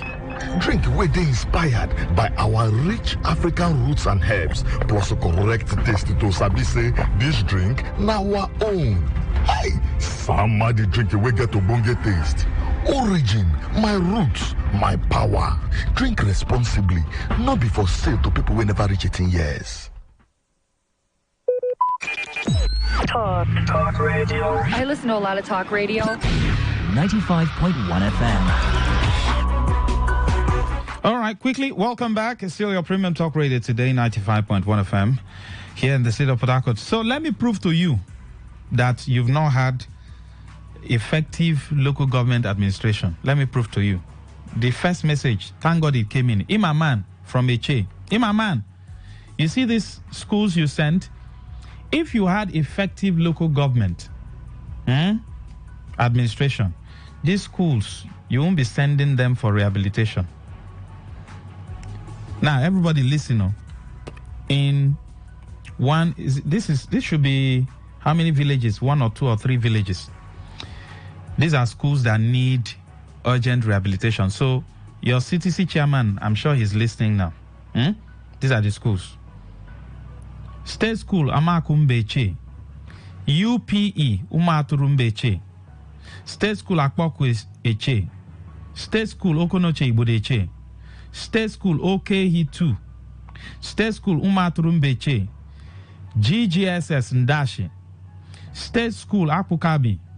State School, Obite. State School, Eche Girls Ibudo. Health Center, Umwede Mbeche. Health Center, Umaturu Mbeche. That's 2 health centers now. General Hospital, Okehi. CSS, Isu. State School, Umocham, Ndashi. State School, Umokom, Ndashi. State School, Umoye. State School, Egbelubi, Ndashi. CPS, Umuinio, Ibudo. UPE, Isu. State School, Umoedele, Ndashi.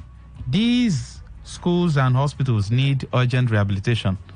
Now tell me, the question is, Imaman, have you had CTC or local government chairman in the past 3 years, or 4 years, or 5 years, or 6 years?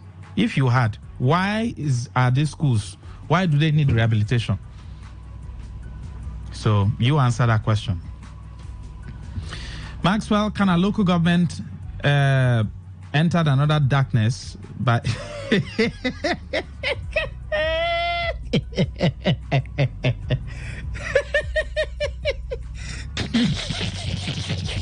oh, this is your own eyewitness. You are not happy with the CTC chairman they appointed for you. It's all right. Engineer JJ Ekene says, my eyewitness is on government secondary school Asarama in Andoni. This is in Andoni. We have left Eche. We are going to Andoni. It's all right.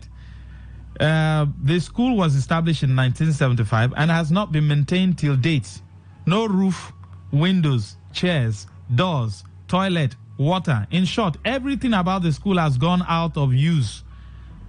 I pray the governor, put the CTC chairman to consider the school for renovation and modernization. Engineer JJ Ekene, thank you.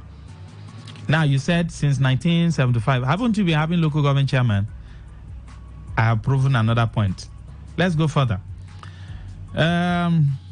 Max, my bros, I want to appreciate Governor Fubara for responding to the voice of multitude that were crying to his ears to fix Iguruta Market Junction, which was in a dilapidated condition. Please, I want to urge the populace, we need to admire our leaders when they do well and not to always complain. I also want to use this medium to beg our good governor to declare state of emergency on power supply. Thank you, Governor. Zarama from Umwechem Eche. Zarama, don't say people are complaining. People are only telling the governor what they are going through, and when he responds, yes, we will say he has responded. So don't say people are complaining. They are not complaining. Didn't you hear the audio I played that if they take light in New York, that they will die of stress? Do you like suffer? Do you like suffer? Max, Nigeria is largely ungoverned. Otherwise, how would one explain why should do everything for PHEDC and still pay unimaginable estimated bills forced down on our throat? We've just replaced vandalized cable and we're being asked to contribute money for them to raise the transformer base. Kanu, it's the same thing that is going on in my own area now. The Ayama Okana Community Link Road is in a bad condition, full of potholes. The road located within the heart of Abua Odual headquarters. Whenever it rains, the road will be flooded. I'm appealing to the newly appointed CDC. Hey, now you are coming. Leave governor. To come and stand fill the potholes. Comrade Abalis Binami from Abua. This message is correct. The newly appointed CDC. Good evening, presenter. My name is Odiato Ule from Emelago in Odwal, Abua Odwal, LGA. My dear, I don't really know if Emelago is part of River State. No electricity in the entire Odwal for more than 10 years and still counting. Yet you've been having local government chairman. It says very bad road. Primary school in Emelago is in a very terrible condition without a single chair in the primary 1 to 4, 2 teachers only in the entire primary school, and our hospital has been closed since the time of Melford Okilo. Yet you've been having local government chairman.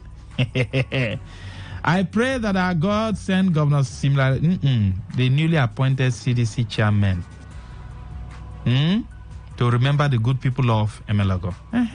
That's how the message is supposed to go. Max, I applied as a supervisor in the forthcoming NECO exams. I printed my form, took it to NECO office. I was asked to take it to Ministry of Education for signing. When I got there, I paid 5,000 naira before I would be allowed to supervise. Corruption, Nigeria is doomed. No integrity any longer. Joe, send this.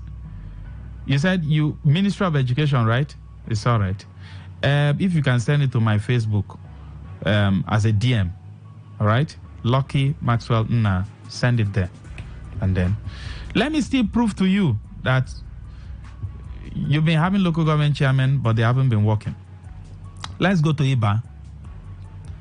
Innocent OBCK says, my eyewitness is the deplorable nature of Iba Cottage Hospital, a story building built and equipped by Governor Mechi just yesterday. Has been abandoned and equipment looted because of lack of health workers. State School 6 and State School 3 is not functional because of dilapidated building and lack of teachers. Maxwell Ovahu Comprehensive High School Iba is one of the commercial schools built in the 80s. But as we speak now, the school is in a bad condition. No teachers. Please, let government come to our assistance. Iba is the second largest community in Ikwere ethnic nationality with the second highest voting strength in Ikwere. Innocent OBCK, you've been having local government chairman. How come you have all these problems there? We have left Iba. Let's go to Rukwaku. Maxwell, Rukwaku needs internal road. Some areas are still battling with transformer problem. A place like Omojima, close to 1 year plus now, they have no power because of transformer problem. Joe, it's taking us to where? Obiakbo. Okay. Whether CTC chairman or LJ chairman, River State has been liberated from successive decades of leadership decadence. The one that sweet me most, just like Adolf Hitler, baby Hitler. Is that your eyewitness? Emeka, let's focus on eyewitness. Ada from Aguawire Omagwa says, no light here for 4 years now. Yet you've had local government chairman. That is this thing for today. Let's go to the phone lines. 0810-9510-951. Good evening. Hello, Mr. Maxwell. Yes, Reginald. Go ahead. Yes. You know, I always tell you that you don't have a local government administration. No, you've had local government chairman. You've had. Mr. Maxwell. Sir?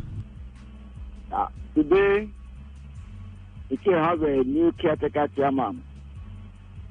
Whether he's going to stay there for 3 months or he's going to stay there for 6 months or whether he's going to stay there for 3 years, I don't know. But what I want him to know is that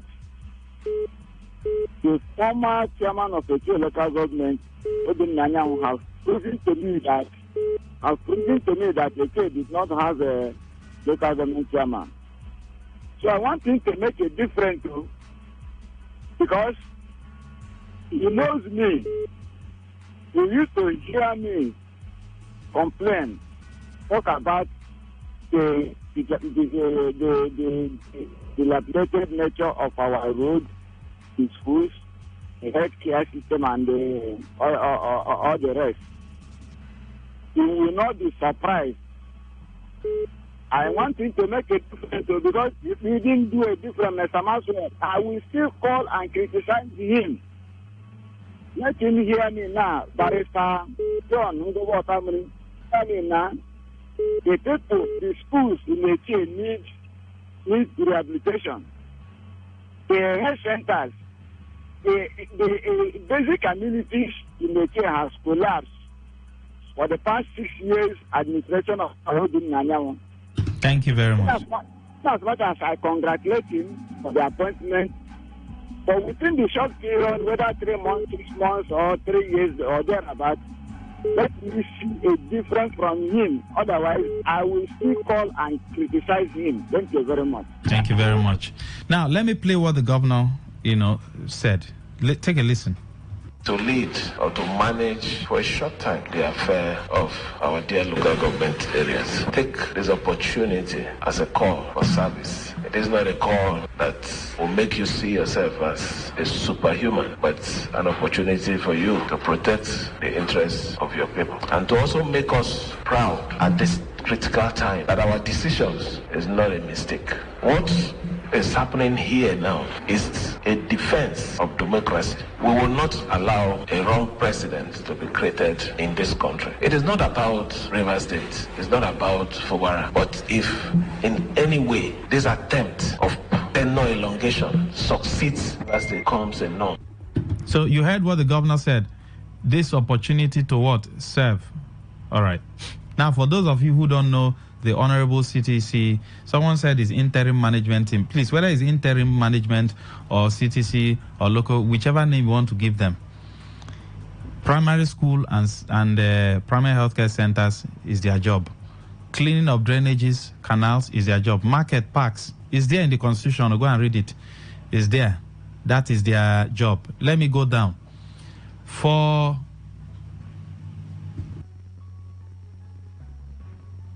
Okay, let's go for a short break. We'll be right back.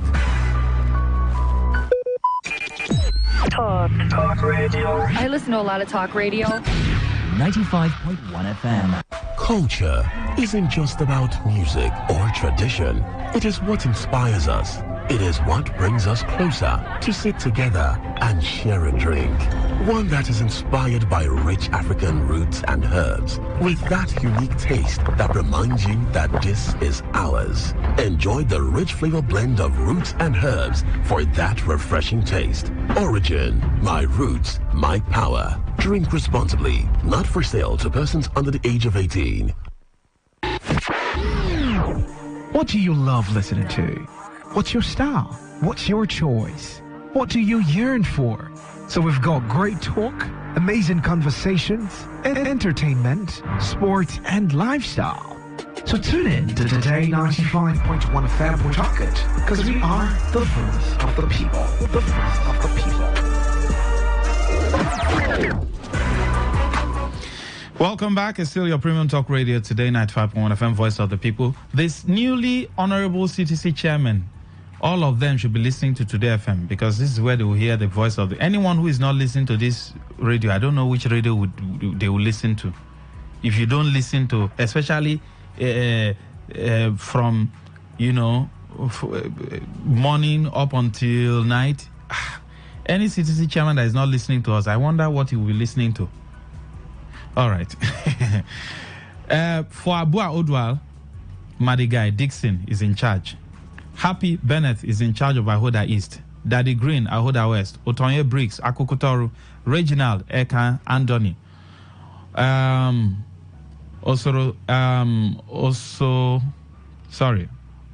Orolosoma, Amakri, Asaritoru, Alabota, Barasua, Bonnie, Anthony Sobrekon, Degema, Brian Gokpa, Ileme. David Omereji is in charge of Emoha. John Otamere Eche. Kenneth Peden Gokana. Darlington Odge is in charge of Ikwere. Marvin Yobana Kana. Chijoke Nhuo Obiakpo. Prince Will Ejekwe. Ogbaegwe Mandoni. Evans BP is in charge of Ogugbulo. Princess Ogan Okrika. Promise Reginald Omuma. Enyada Kukigam. Opobo Nkoro. Gogo Philip Oyibo. Iche Mati Ezebunwo Port Harcourt. Very energetic young man. And Matthew Dike is in charge of Thai. So they are the ones in charge. So when you talk about primary school, youth self that is a citizen, listen, some of you might not have time to go through the Constitution. This is what they are in charge of. Primary school, primary healthcare centers, markets, parks, cleaning of those canals and those bigger drainages. The smaller drainages is your own responsibility. You must clean it. You must clean your surrounding. Don't expect CTC chairman to come and clean, or interim management people to come and clean your house. Will they clean your house, clean your toilet? That's your own job. Let them do their job. You do your own job. Then, if those boys who used to come and harass our market women, take the complaints to them. Because I'm not sure if the governor will want people to be harassing innocent market women in this time, in this country. And I'm not sure if the governor will want that. And I'm not sure if the interim management or CTC would also allow those things to happen. A woman that is selling periwinkle in the market, who is selling small orange to support her husband that doesn't even have job, then somebody will now come, throw something on the floor. I saw that happen in Choba Junction. And I was like, this young man, does he even know what he's doing? An old woman of this nature. Even if she doesn't open her mouth to curse you, something will happen. And tomorrow you say it's village people. An old woman with periwinkle, put everything together, 2,000 naira that she's selling. How much is her profit? And then you throw it on the floor because of 200 naira. The woman is saying she has not sold anything. Now my pikin, wait, now make I sell. I go give you the 200 naira for ticket. They threw the thing on the floor. I folded them and I looked at them. I said, these people, are they okay? So I'm not sure if the CDC chairman will open their eyes and watch people harass innocent market women and men who are doing their daily business. No, I'm not sure. All right. My eyewitness report is Governor Sim's silence on wage award. I thought he's interested in improving workers' welfare, or am I wrong? Favor. Yes, noted. Keep on talking about it. The wage award. Yes, that was approved by the federal government. Prince K from Eche. Maxwell, my eyewitness report is that Umuanyagu, Okoragu, or Dogwa Road needs government attention. The road is in a bad state. The moment there is rain, it becomes a no-go area. Let the government come and help us. Then also, Max, commercial transporter may soon ask us to bear the cost of repairing their vehicles and still pay our fares because PHEDC has set the precedence for other private business operators who would save the poor Nigerian from these predators. Kanu, I understand what you're saying. Transformer is supposed to be fixed by PHEDC, and that's why I've been talking. I don't know if the governor has heard me. Maybe his PAs or whoever should take the message to him. Call the PHED people and sit with them face to face. Let them now light his eyes. Let him give them a matching order, because that's what, the only thing that can work in this country, matching order. When the governor gives you matching order, you must match. So maybe the OC, who is my friend, and some other people, maybe we'll go to repair on our car now. When the car spoiled, then we'll see pay transport. Because that's what PhD is doing. When transformer is bad, their own property that you even bought, they will say when you buy, you will now write and then give it to them. In fact, in this country, Max, persons living with disability wants Governor Sim to do the following. 1, establish a commission that will be in charge of their welfare. Yes, this one is governor's work. It's not CDC chairman. 2, employ graduates among them. That one is partly state and local. 3, appoint one of them as SA and commissioner for social welfare. That's governor's job. Max, Governor Sim have failed me. Please stay school. Ikodo Ekpe is one of the oldest schools in Ekpe ethnic nation. Boy Easter from Ahuda. Thank you, sir. Good evening, Maxwell. The LJ chairmen are not performing in Eche, where I come from. Okay, the headquarters and its environment have not seen light for over 3 years. In my own community, Ikpo, in OBP, we have never seen high-tension wires over our heads since the community came into existence. I don't know whether we are part of River State. Ordinary road grading, they do not embark on.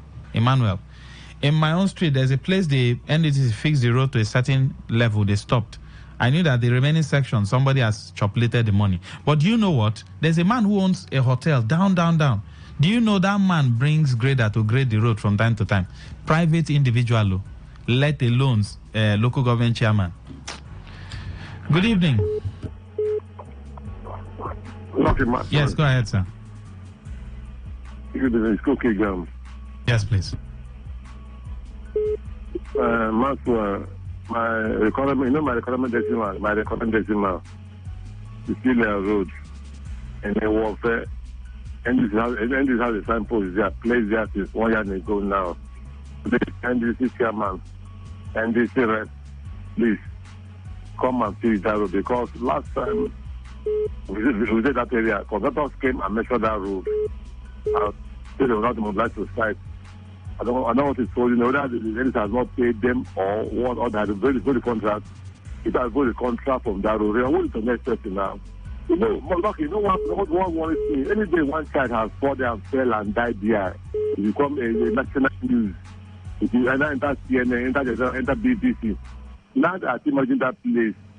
Now, nobody come to, because any day I saw a place a signboard there to walk that road. And it's still working there. What I do, I tell them the contractor to that own the contractor that owns that road. I don't know what happened to that. The road has found them or they have the contract. You know, with the money and they are not paid him. So please, MDC chairman, please, for data, please.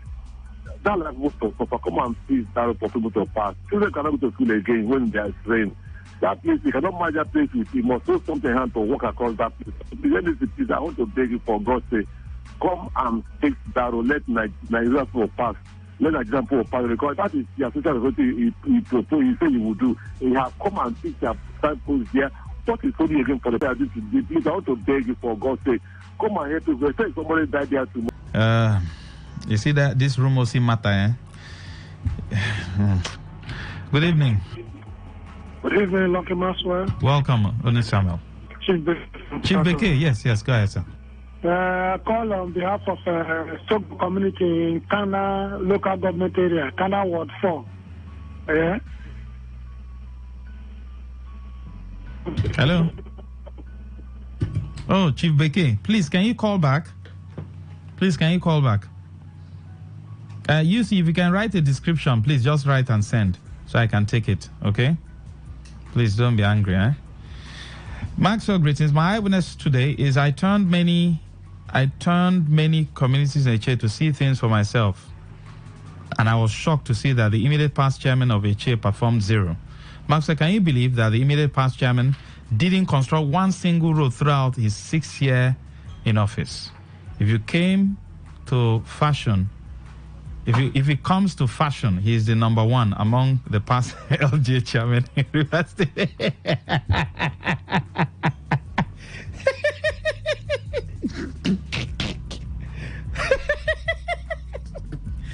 At least he's good at something now, according to you.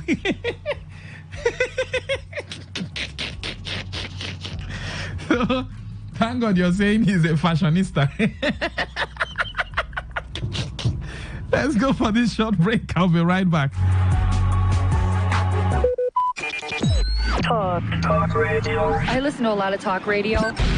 95.1 FM. Three way get deep roots, no the fear breeze. Person wey sabi in roots, no fit loss. And if you sabi say correct drink, they bring the taste of home. It means say you sabi your origin. Origin bitters. They inspired by our rich and flavorful roots and herbs. That is to say, person wey sabi where you come from. They deeply rooted and now original. Origin, my roots, my power. Drink responsibly, not be for sale to people who never reach 18 years. Talk radio. I listen to a lot of talk radio. 95.1 FM.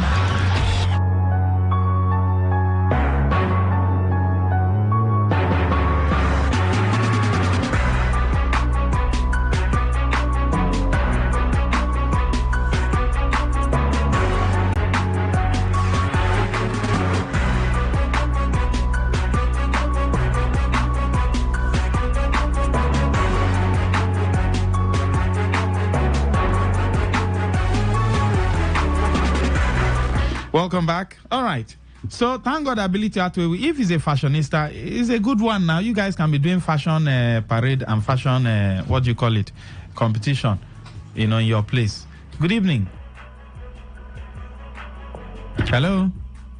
Hello, good evening. Yes, go ahead, sir. My name is Olu Samuel. Yes, please. Mr. Maxwell, I want to... Hello, can you hear me? Very clear, sir. Yes, I want to commend the government. Olu Samuel, please call back. It's eyewitness report, too. It's not commendation service. Caleb says the bridge between Omokuruku, Omagu, and Umola of Eche Omuma is dilapidated. It needs urgent government intervention. Please, Onu Samuel, please call back. Emeka Gerard said, my eyewitness report, pipeline Rumokrushi off Igbo-Eche Road, internal roads, needs the urgent attention of the LG, state government, or NDDC. 2.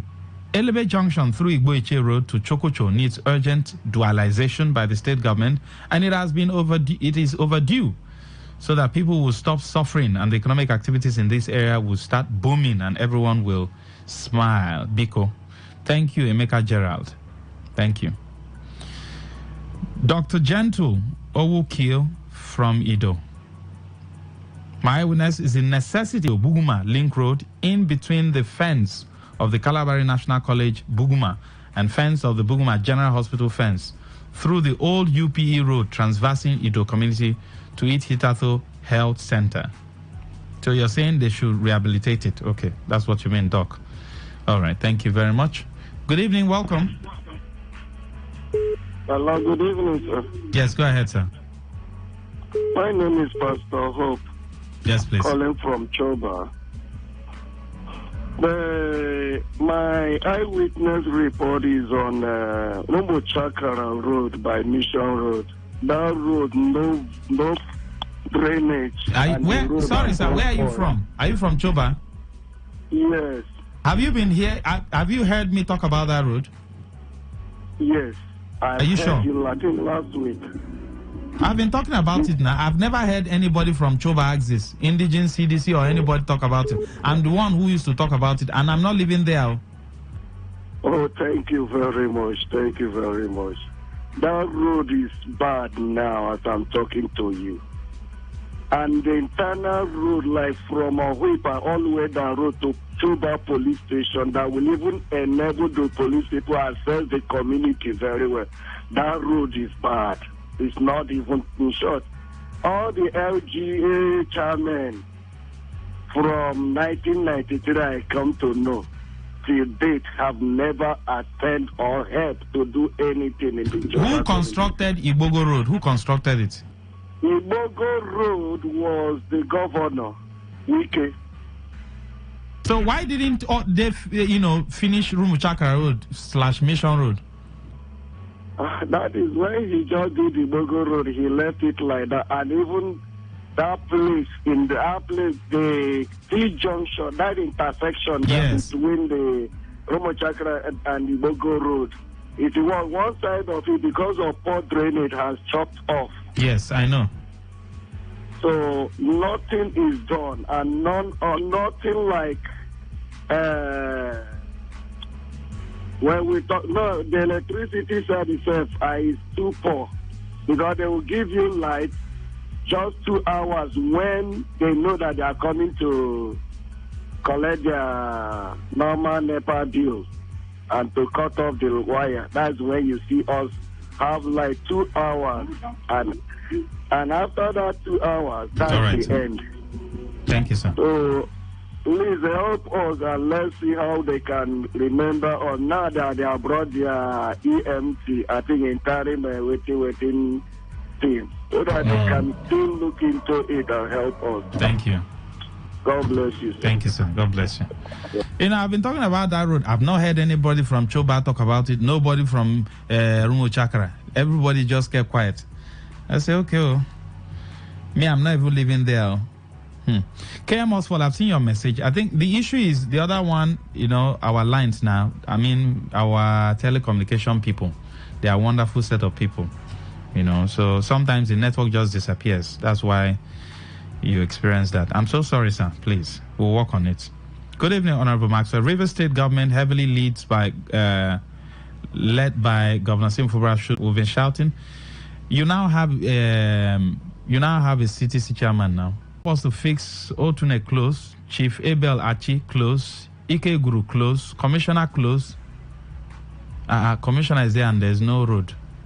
It's all right. FM by East West Road. We need more classrooms, office chair and table, desk, and other things in Rumekini Secondary School. Rumekini Health Center needs to be upgraded to model hospital. NDDC rep member Honorable Tony Okocha hear our cry on solar street lights. Good water, replacement of transformer and installation of new ones.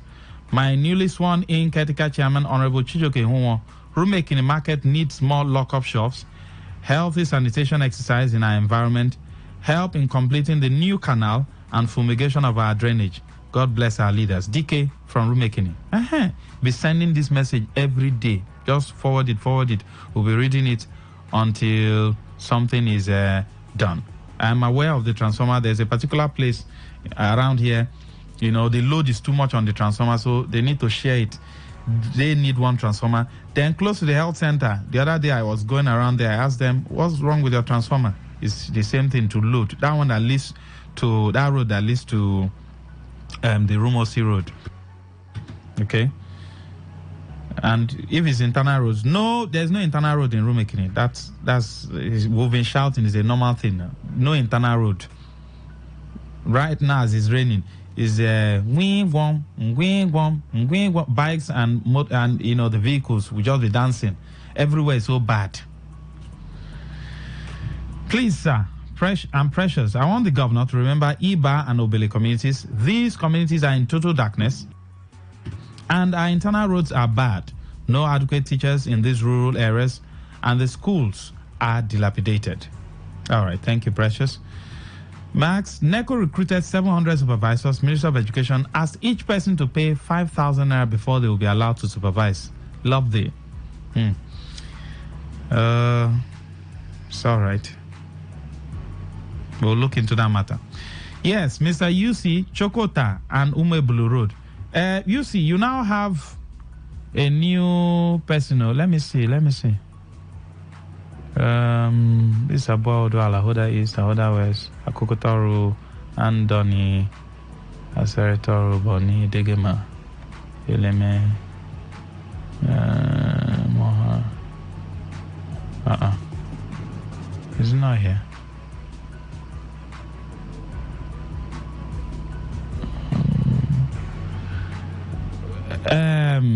You see, are you in Oyibo or you are in Eche or you are in Omoma? If you are in Oyibo, Gogo Philip is your man. If you are in Omoma, Promise Reginald, that's our major caller, Reginald, that's his namesake. Then that's for Omoma. Where's Eche? John Otamiri. So start writing letters. Tell His Royal Highness Eze Philip they should write letter now and send to them. They should come and fix the ones they are supposed to fix. The internal roads is their responsibilities. Those primary schools is their responsibility. Whether it's 1 month or 2 months or 3 months, or if they wake up in the morning, they eat. It's the same thing now. They should also fix those ones. Then the ones that the governor will come and also push this matter, the ones that are bigger than them, they are supposed to push it to the governor. In fact, all these interim management teams in each local government should be, how do I put it? Demanding from the governor, you need to come and fix this road for our people. You need to come and... That's performance. And now the person where ask pass, now go get. Good evening. Good evening, man. Welcome, sir. Go ahead. Yeah, thank you. Muhammad Chigozie. Yes, please. From I have confidence on Promise Reginald and Chika Mweke, a.k.a. Opele. I know they will perform. Thank you very much. Thank you very much for your time. So you see, if you belong to a Che, John Otamiri, is the man in charge. The internal roads is his responsibility. Primary school, primary healthcare centers, the ones that needs rehabilitation. Then if it's the hospital, after rehabilitation and they need to buy hospital equipment, if it's beyond them, let him push it to the governor. Do you understand? Push it, go and meet Commissioner for Health. Commissioner, see, I don't renovate the hospital. We need to buy this equipment. He should even have, say, this one 10 million, this one I beg, push and give governor, so that I can go buy and give my people. So that in 3 months, you give your scorecard. And then you tell the people, this is what we have done. And these are things that, will affect the people positively. Tomorrow, you'll be qualified for a bigger position. That's how life should be. Good evening. Good evening, Lucky Maxwell. Yes, go ahead, sir. Chief Bekir, call back. Go ahead. Hello, my community, Sogo community now, we have no electricity since the creation of Nigeria in date. So I'm appealing to His Excellency, the Governor of Rivers State, the Commissioner for Power, Solomon Eke, to please come to the rescue of Sogo people, to provide us with electricity, link us with the national grid. And the only government secondary school that we have in Sogo community remain uncompleted is dilapidated GSS Sogo that was sited here since the 1975 by the Alfred Data Speed military administration.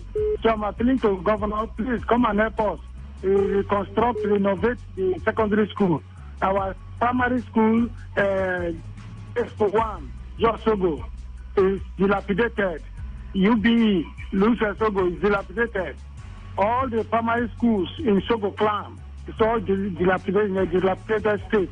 So I'm appealing to His Excellency, maybe the local government chairman, to please come to our rescue. They should come and help us. We don't have a health center since the creation of this river state. There is no single health center in Sogo clan. Thank you. So please, they should come and help us. And the banana plantation land that is left moribund, Your Excellency, please, sir, come and settle with the host community, withdraw the case in court, compensate the host landlords, and use that place as an industrial park where companies can come and invest, investors can come. Thank you, Chief Bekir. I remain Chief Bekir, please. Thank you, sir. Thank you. Thank you. Thank you. Thank you. Honorable Marlon says, greetings, Max. My eyewitness is that there's a high tension pole within the axis of Owipa. Of falling is falling. London Bridge is falling down, falling down. That's the way it's doing, Abi. I understand that kind of thing. But the people are mute. Please help tell the PhD to work on it before it gets out of hand. Honorable Marlon, they will have to take the bull by the horn, go to PhD office, tell them to enter their vehicle and follow you people. If not, if you are waiting, even if they drive and pass, you see all those numbers they put on their vehicle for corruption, call this one, nyoy. Even if they drive and pass and they see that pole is going down like this, London Bridge is coming down, they will not fix it until your delegation go to their office and then you tell them, Ogamona, come. Follow us, come on. Oh yeah, come on. That's the only way. That's the only way. Now, with these few proofs of mine, have I been able to prove to you that you've been having local government chairmen that have not been performing? Look at all the needs now. Would even get from Opobo Nkoro. It's like those people are very comfortable. Oh. I've not heard any this thing from Opobo people. Oh. Opobo, Ogubolo, Okrika. You can take for today. Tomorrow I'll see you again. Thank you so much. On Facebook, Lucky Maxwell Na. On Facebook. On Twitter, LuckyMax234. You can follow me. We can talk for development. Good evening. Talk Radio 95.1 FM. Culture isn't just about music or tradition. It is what inspires us. It is what brings us closer to sit together and share a drink. One that is inspired by rich African roots and herbs with that unique taste that reminds you that this is ours. Enjoy the rich flavor blend of roots and herbs for that refreshing taste. Origin, my roots. Today, 95.1 FM, the voice of the people.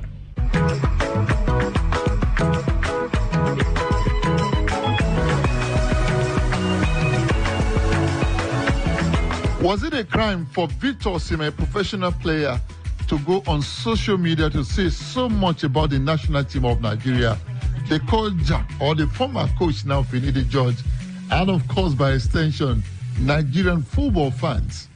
Yes, it was wrong. But what kind of punishment should be meted out to the young man? That's a decision that Godwin A. Nakana cannot say. That's the discretion of the people who run football in our country. You call them Nigerian Football Federation.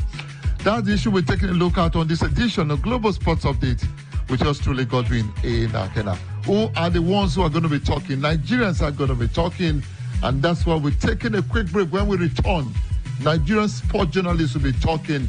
It is up to the Nigerian Football Federation to take a decision. How severe would that decision be? Well, we will find out. But when we come back from this break, we'll be hearing from Nigerian sport journalists. Welcome back. And of course, up next, Nigerian journalists are talking about Victor Osimhen's outburst. What kind of punishment should be meted out to him? Or he should be told, go and sin no more. So about the Victor Osimhen video, it's unfortunate that such incident wasn't managed properly. However, the deed had been done, and we have to move forward. But in order to move forward, we have to close this chapter. In order to close this chapter, some measures have to be taken. Some would say punitive measures. For Victor Osimhen, I thought some of the things he said, unprintable things he said, shouldn't have been said. Therefore, I think he needs to tender a public apology to Finidi George, to the NFF, and to Nigerians at large. Yeah, he was out of place, went overboard with how he felt, even if he was within his right to express displeasure at what was said about him. However, I think he needs to tender a public apology, and let's move on from this circus. For Victor Osimhen, of course, the outburst was, quite unprofessional, coming out publicly to have a go at the former head coach, Finidi George, and also Nigerians. I mean, he literally had a go at everyone, But for me, the appropriate punishment would be, just a telling off, and he needs to, the same way he went public about the outburst, he needs to also go to the same Instagram live and do a public apology, to the NFF, to the supporters Nigeria, and also the Super Eagles. He needs to tender an apology. So I really think it's important at this stage that we come together. He's one of us. We can't kick him out. I don't think it would be appropriate to kick him out. For me personally, I think it's just important that he gets a telling off, and he tender a public apology to everyone involved, and he promises not to repeat itself. I think that would be the best thing, because we obviously make mistakes. Every one of us make mistakes as a human. We make mistakes, and there's a proverb that says, if we beat our children with our right hand, we use the left hand to console them. So I think we can apply the same to Victor Osimhen and not throw him under the bus. He's one of us, and we need a medicine. So I think it's important that he, go on the live video and tender an apology, and also, promise not to repeat itself. Yeah, that's it for me. Well, I think Osimhen should be made to apologize to Finidi George, because his statement was overboard. That's not professional. Professional players really don't speak like that.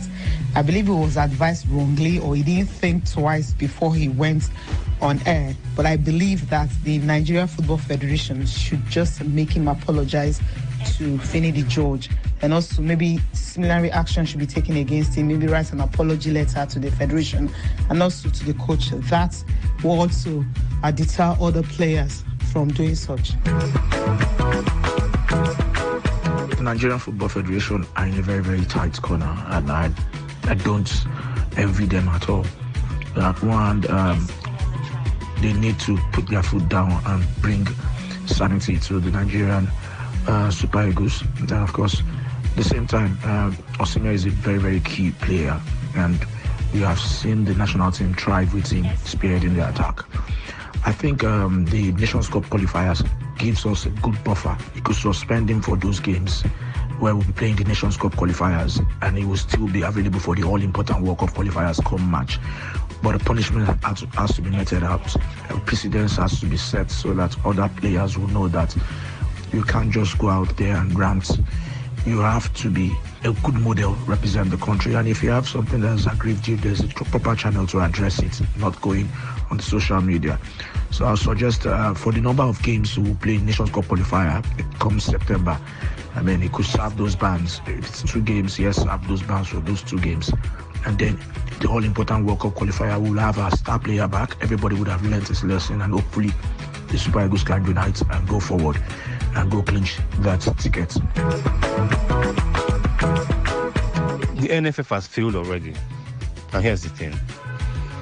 Number 1, your player goes on an Instagram live rant against your coach, against you, and against Nigerians. He went on a rant over something that never happened. Up till now, the NFF has not come out with a statement to tell us Finidi never said what he was accused of saying, or Finidi actually said what he was accused of saying. NFF has been silent. The NFF has not cautioned the player on that. What do I think the NFF should do? How they handle the outbursts? Really, I'm not the NFF.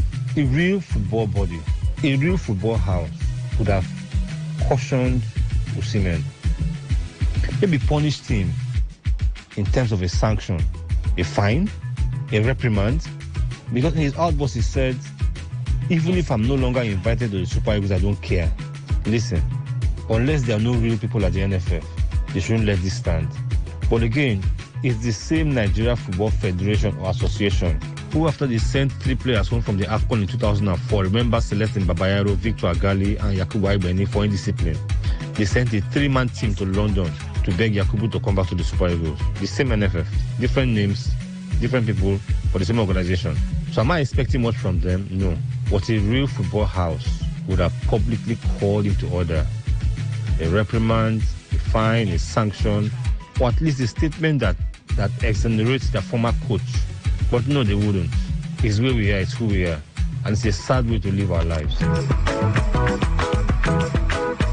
Concerning Victor Osimhen's outburst on Instagram, where he put former coach Finidi George to the sword, I think this is one too many for Victor Osimhen. If you recall, some time back, it was his reply to former Nigerian international Victor Ifeba when he raised questions about the way he managed the game against Ghana, a particular action. Also, at some point, he was lashing out at a journalist, a sports journalist with one of the top newspapers in the country. And this is not good for a national team player of his caliber. He's meant to be one of the leaders in the team, and of course, one of the top voices in the team. And when this happens and he gets away with it, that simply is telling them that the NFF is a toothless bulldog who can do nothing to players who can speak anyhow or insult both the administration and the coaching. This is not an healthy environment for the Super Eagles. It's toxic. So basically, the NFF needs to lay down the marker.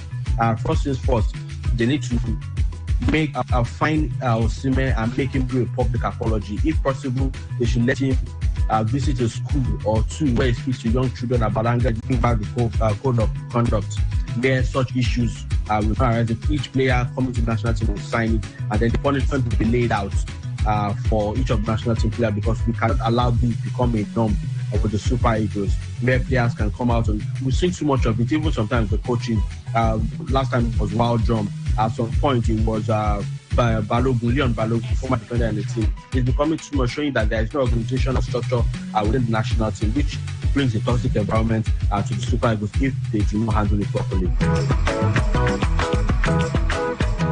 Good day, and this is Muiwa here, and I want to give my opinion on the whole Osimhen issue. For me, I think it's very important that the NFF takes an action against Osimhen for his outburst on the previous coach, Finidi George, considering how everything has gone. If you'd ask me, I would say first and foremost, the NFF needs to suspend Osimhen. This would send a message that ill discipline is not allowed in the Super Eagles. We have a generation of kids now who at any point would want to disrespect their elders and their bosses at work. What Osimhen did was totally wrong, and was totally wrong. So for me, NFF needs to put a strong foot down and punish him for it. If not, there's going to be a continuous sequence of such events happening, and they would say, hey, since Osimhen did it and he wasn't punished, I also can do the same thing. So for me, he needs to be sanctioned. He needs to be suspended for a couple of games, and it doesn't matter whether we are playing the Nations Cup qualifiers or the World Cup qualifiers. He needs to be suspended, because even if he doesn't play, what if he gets injured? He would also miss the games too. So it's not important. It's not that important. No one is bigger than the national team. No individual is bigger than the national team. So social media. So that's just it basically. Nothing really noisy, no media apology, a private apology should do. And I also feel there should be a strong warning. If an individual is smart, I think, and there should be a warning in order to deter him from doing the same thing in the future. But they really need to be smart about it. They shouldn't go to more and call him and start jumping and telling him to do this or do that. They need to really be kind for their speaking with him, because everything he has came from the place of thought. So they need to also consider that while speaking to Osimhen. So no major need for a public apology, private apology, I think we'll find. And also, I am really against people asking for him to be banned or bashed from the national team and handed everybody. I think that's what I feel the NFF should do. They have all spoken, but like I said, it is on the table of Nigerian Football Federation to take a decision. How quickly will this decision be taken? We'll get to find out in a few days from now. My name is Godwin A. Nakana. Thank you for being part of the show. Global Sports Updates. Keep praying for Nigeria. God bless Nigeria.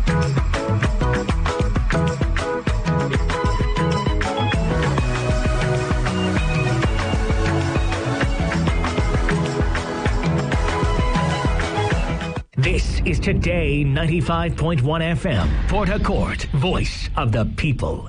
Okay, all right. All you need to know about this one is that 95.1 FM? Such a unique dial. Tune in for a journey beyond the love listening to. What's your style? We're not just your choice. What do you yearn for? So we've got great talk, amazing conversations, entertainment, sports, and lifestyle. So tune in to Today 95.1 FM Port Harcourt, because we are the voice of the people. The voice. Culture, not be just for music or tradition. Now the thing where they ginger us, they bring us together to sit down, knack tori, and share drink. Drink where they inspired by our rich African roots and herbs, plus a correct taste to sabi say this drink now our own. Hey, somebody drink we get to bonge taste. Origin, my roots, my power. Drink responsibly, not be for sale to people who never reach 18 years. Port Harcourt, are you ready? Today, 95.1 FM, the voice of the people. Please listen to this paid infomercial. Follow who no road, Oga. Follow who no road. I probably follow who no road. People think follow who no road. Hey, better don't land though. That thing where we don't find Tete for Sokoto. Don't land Boa forward Domont. Baba Champion Herbs, aka Champion Action for Men. Don't carry Wongi Herbal Remedy. Enter town to take bring out the real action in you and perform well. Baba Champion Action for Men. You do good for both young and old. Even if you don't reach 80 years, you go still to maintain your wing. You go normalize your system, boost your performance, make you stand gidigbam. Dey kakaraka as a real man with correct action. Champion Action for Men. Correct one that we go because you don't correct your system. 2525. Take them again. 08169202525. Baba Champion. Now for real man. Greetings to you, wonderful people of River State. Thank you for joining us on this health enlightenment, sponsored by Baba Champion Herbs. Baba Champion Day for number 62 Ikwere Road by Egede Street, my one, Diego, Port Harcourt. You can call Baba Champion on 08169202525. 08169202525. Let's hear from the chief consultant of Brava Champion Herbs. Thank you so much, dear listener, for being with us. I am the chief consultant of Champion Herbs International. Today, I want to talk about erectile dysfunction. Please, could you break it down so everybody can understand this? Erectile dysfunction is the inability to get and keep an erection firm enough for intercourse. Having erection trouble from time to time is not necessarily an issue for concern, but when it happens frequently, it becomes a problem. It can cause stress, affect your self-confidence, and contribute to relationship problems. This problem of getting or keeping an erection can also be a sign of an underlying health condition that needs treatment. Male sexual arousal is a complex process that involves the brain, hormones, emotions, nerves, muscles, and blood vessels. Stress and mental health concerns can cause or worsen erectile dysfunction. Common causes include alcoholism and other forms of substance abuse, sleep disorders. If you don't sleep well, it can affect your performance. Tobacco use, too much sugar in the body, obesity, metabolic syndrome, which is a condition involving increased blood pressure, high insulin level, body fat around the waist, among others. Does it come with symptoms? The symptoms include trouble getting an erection or keeping an erection, reduced sexual desire. You find yourself as a man, you don't have urge at all. When you experience other sexual problems such as premature ejaculation, other ailments such as diabetes, heart disease might also be linked to erectile dysfunction. Any advice to our listeners? I advise any man with any of these symptoms to quickly visit an expert. Even if it gets you embarrassed talking to an expert, never mind that. Most times, treating an underlying condition is enough to reverse erectile dysfunction. In other cases, medication or direct treatment helps a lot. So, when you see yourself in this situation, visit an expert. Don't feel ashamed to talk to an expert. We are located at number 62 Ikwere Road by Egede Street, my one Diobu Port Harcourt, Baba Champion Herbs. You can call us on 081 69 20 2525. Thank you very much.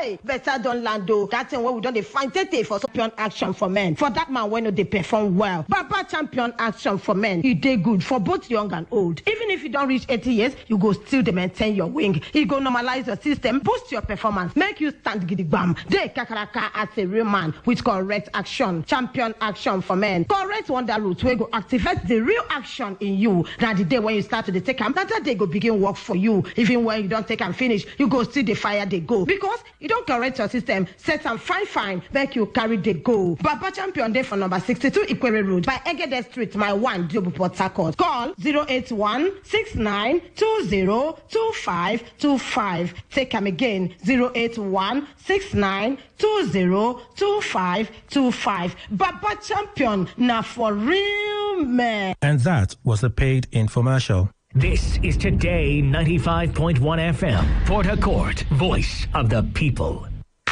Unleash the power of the airwaves with the ultimate radio experience. Tune in to Today 95.1 FM, the voice of the people. Don't just listen, immerse yourself. That is 100% true.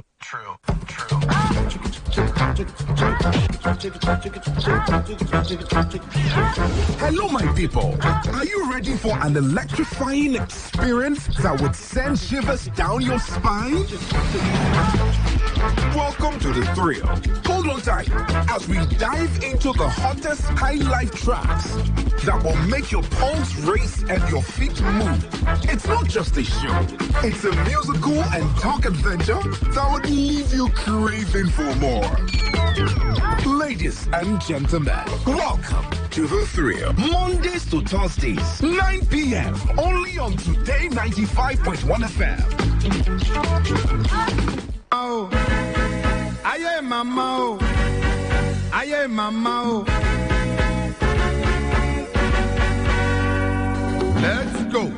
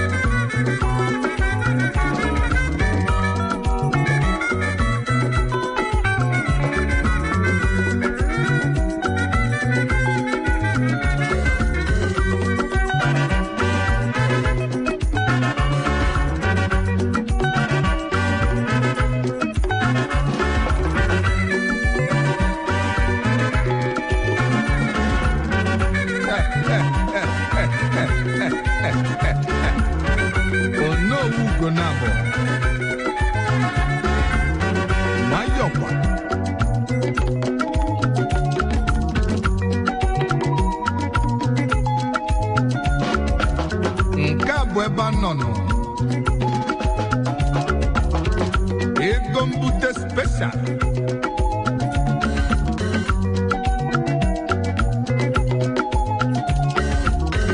Asinego kili de Bozimbano.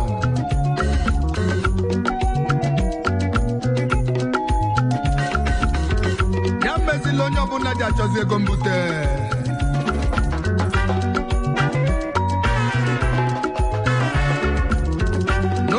Lune gombute na amabutie.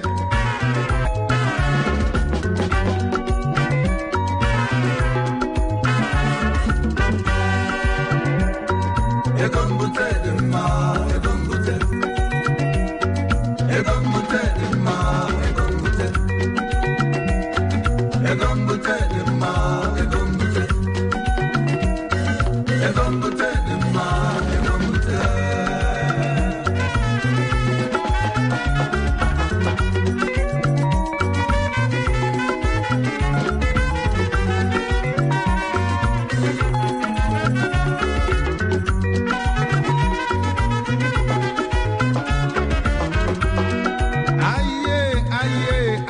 Mama, aye, mama, oh, aye, mama, oh, aye, mama, oh. We don't hear them condemning stealing of public resources, that they don't ask the source of the money when politicians come to donate, that the churches just accept the funds and they use it to do whatever it is that has to be done in the church. So let's talk this evening, guys. Do you agree with the former Vice President, Professor Yemi? Do you agree that it is wrong for churches to accept donations from politicians without asking them the source, without questioning the source of their wealth? But then again, one might say that these politicians are earning, right? So at the end of the month or at the end of the week, however it is their money comes, when their money comes, it does come. And then, so are these churches supposed to ask these politicians? So a politician goes to a church today and says, oh, I want to make a donation, maybe I want to do Thanksgiving or something, and then I want to make a donation. They're supposed to say, oh, okay, how much do you want to donate? And then he says, oh, 2 million naira. And then they ask him, okay, so how much is your salary per month? How much is your take home? How much do you earn at the end of the month? And then are they supposed to know all of his financial records to know that he's not about to donate more than he earns, more than what is written in the books? What would actually be referred to as his actual income. So are they now supposed to question, okay, so are they now supposed to tell him, okay, so you earn 500,000 naira a month, so how come you want to give out 2 million naira when you would make 2 million naira in 4 months? That's your salary for 4 months. So you want to give out your salary for 4 months. So question, are they supposed to begin all that probe situation, when the politicians, are the churches supposed to do that whole probe thing when these politicians come in to make donations? Well, that is what the former Vice President of Nigeria has recommended, and I would love to know what you think. So hit me up right about now, 0817-000951, 0817-000951, 0810-9510951, 0810-9510951. Messages, WhatsApp messages, regular text messages, 0701-9339-962. Let us talk. Hello, good evening. Good evening. Good evening to you. What's your name? Solomon. Welcome. That's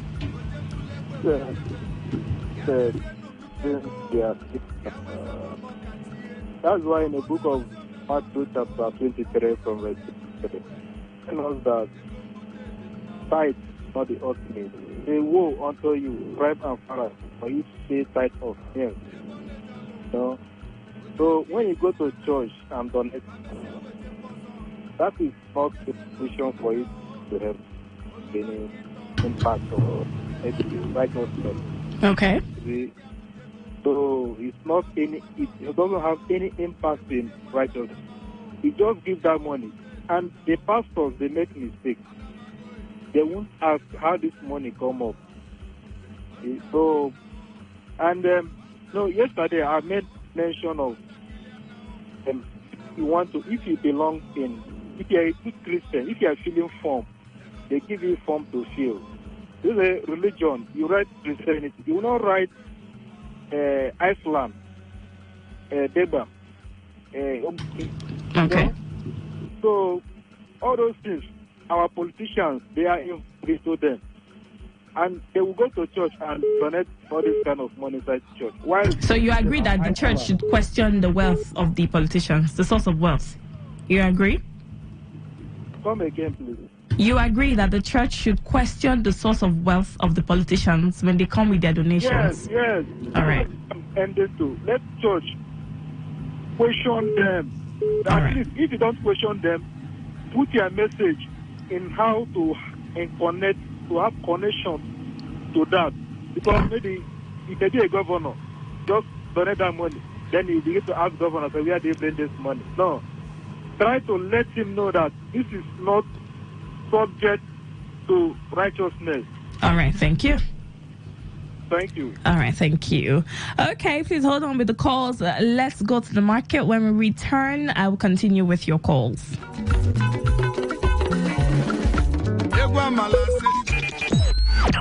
Talk radio. I listen to a lot of talk radio. 95.3 for the propagation of our Lord Jesus Christ, the gospel. Period. And the man of God is not wrong. God will not leave him behind him. Because they've done their job. Don't steal. Don't perpetrate on corruption. Don't go and bring a public money and bring it here. They will preach.